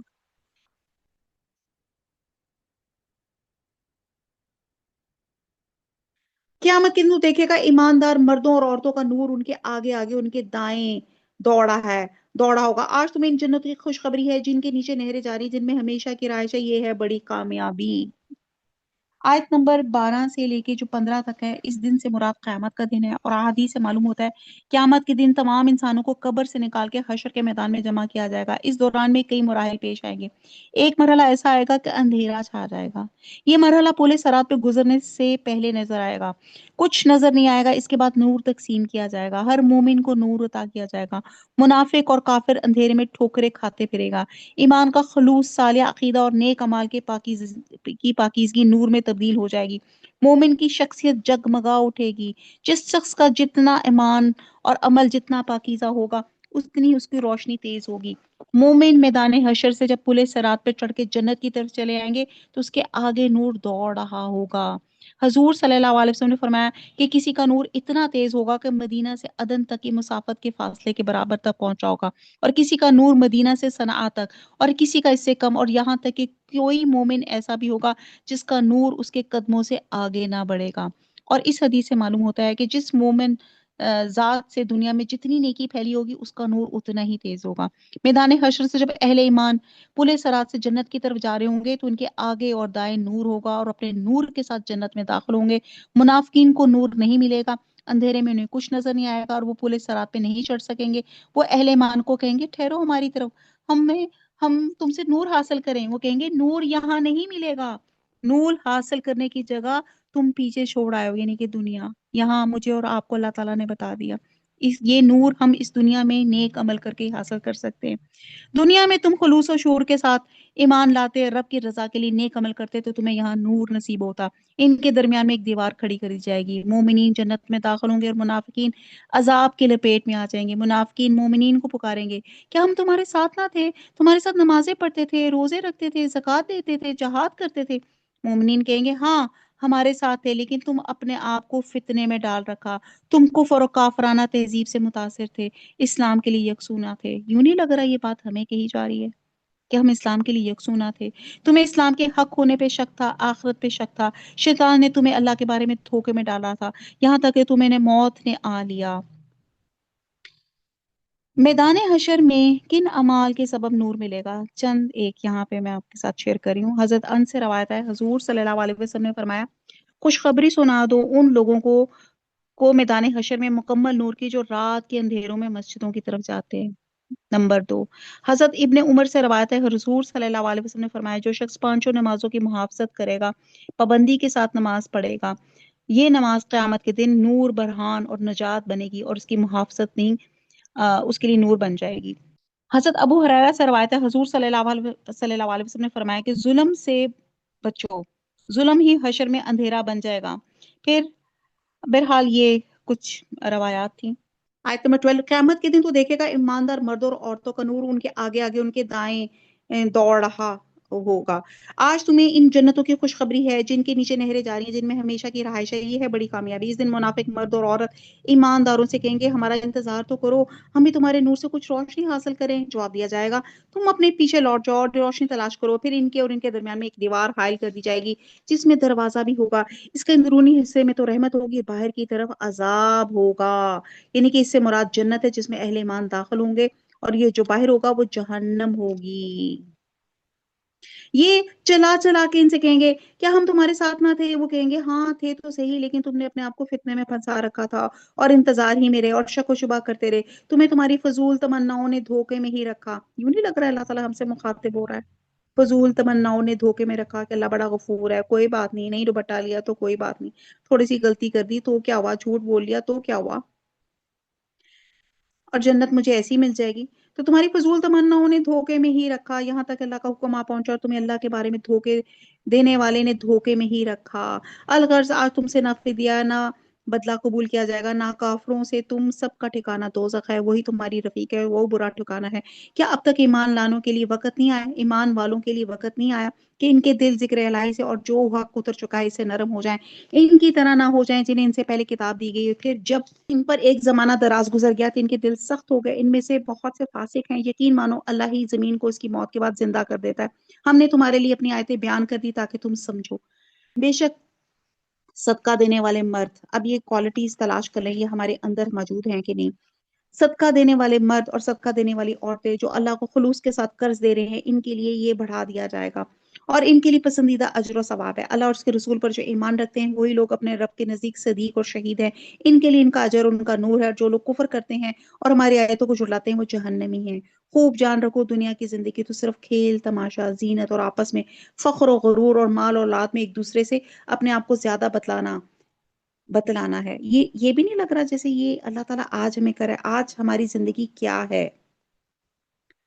کھیل تماشا، زینت، میرا گھر اچھا، اور اچھا، اب یہ چیز کرسٹل سجا لوں، اب یوں چیز کر لوں، آپس میں غرور، پھر مال اور اولاد، میرے بچے، میں مال کہاں، کتنا، کتنے ڈیجٹ میرے بینک کے اکاؤنٹس ہیں، میری اولاد کہاں، کس جگہ، کون سی ایلیٹ اسکولوں میں پڑھ رہی ہے۔ ایک کا دوسرے سے آپ کو زیادہ بتلانا، جیسے بارش اور اس کی پیداوار کسانوں کو اچھی معلوم ہوتی، کتنی پیاری مثال دی ہے اللہ تعالیٰ نے۔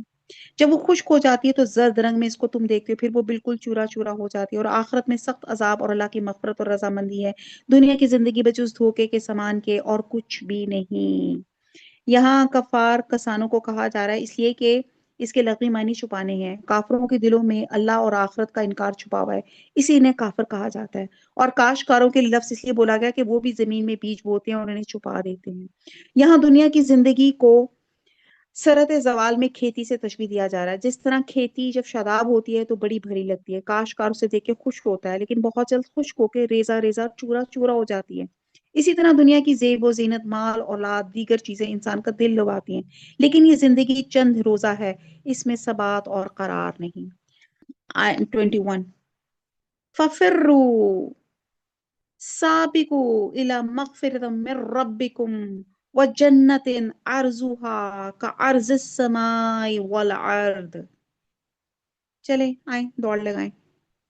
آیت نمبر 21، آؤ دوڑو اپنی رب کی مغفرت کی طرف اور اس جنت کی طرف جس کی وسعت آسمان اور زمین کی وسعت کے برابر ہے۔ یہ ان کے لیے بنائی گئی جو اللہ پر اس کے رسولوں پر ایمان رکھتے ہیں۔ اللہ تعالیٰ ہم اللہ اور اس کے رسول پر ایمان رکھتے ہیں۔ یہ اللہ کا فضل ہے، جسے چاہے دے، اللہ بڑے فضل والا ہے۔ اللہ تعالیٰ اس فضل سے ہم سب کو بھی نواز دیجیے۔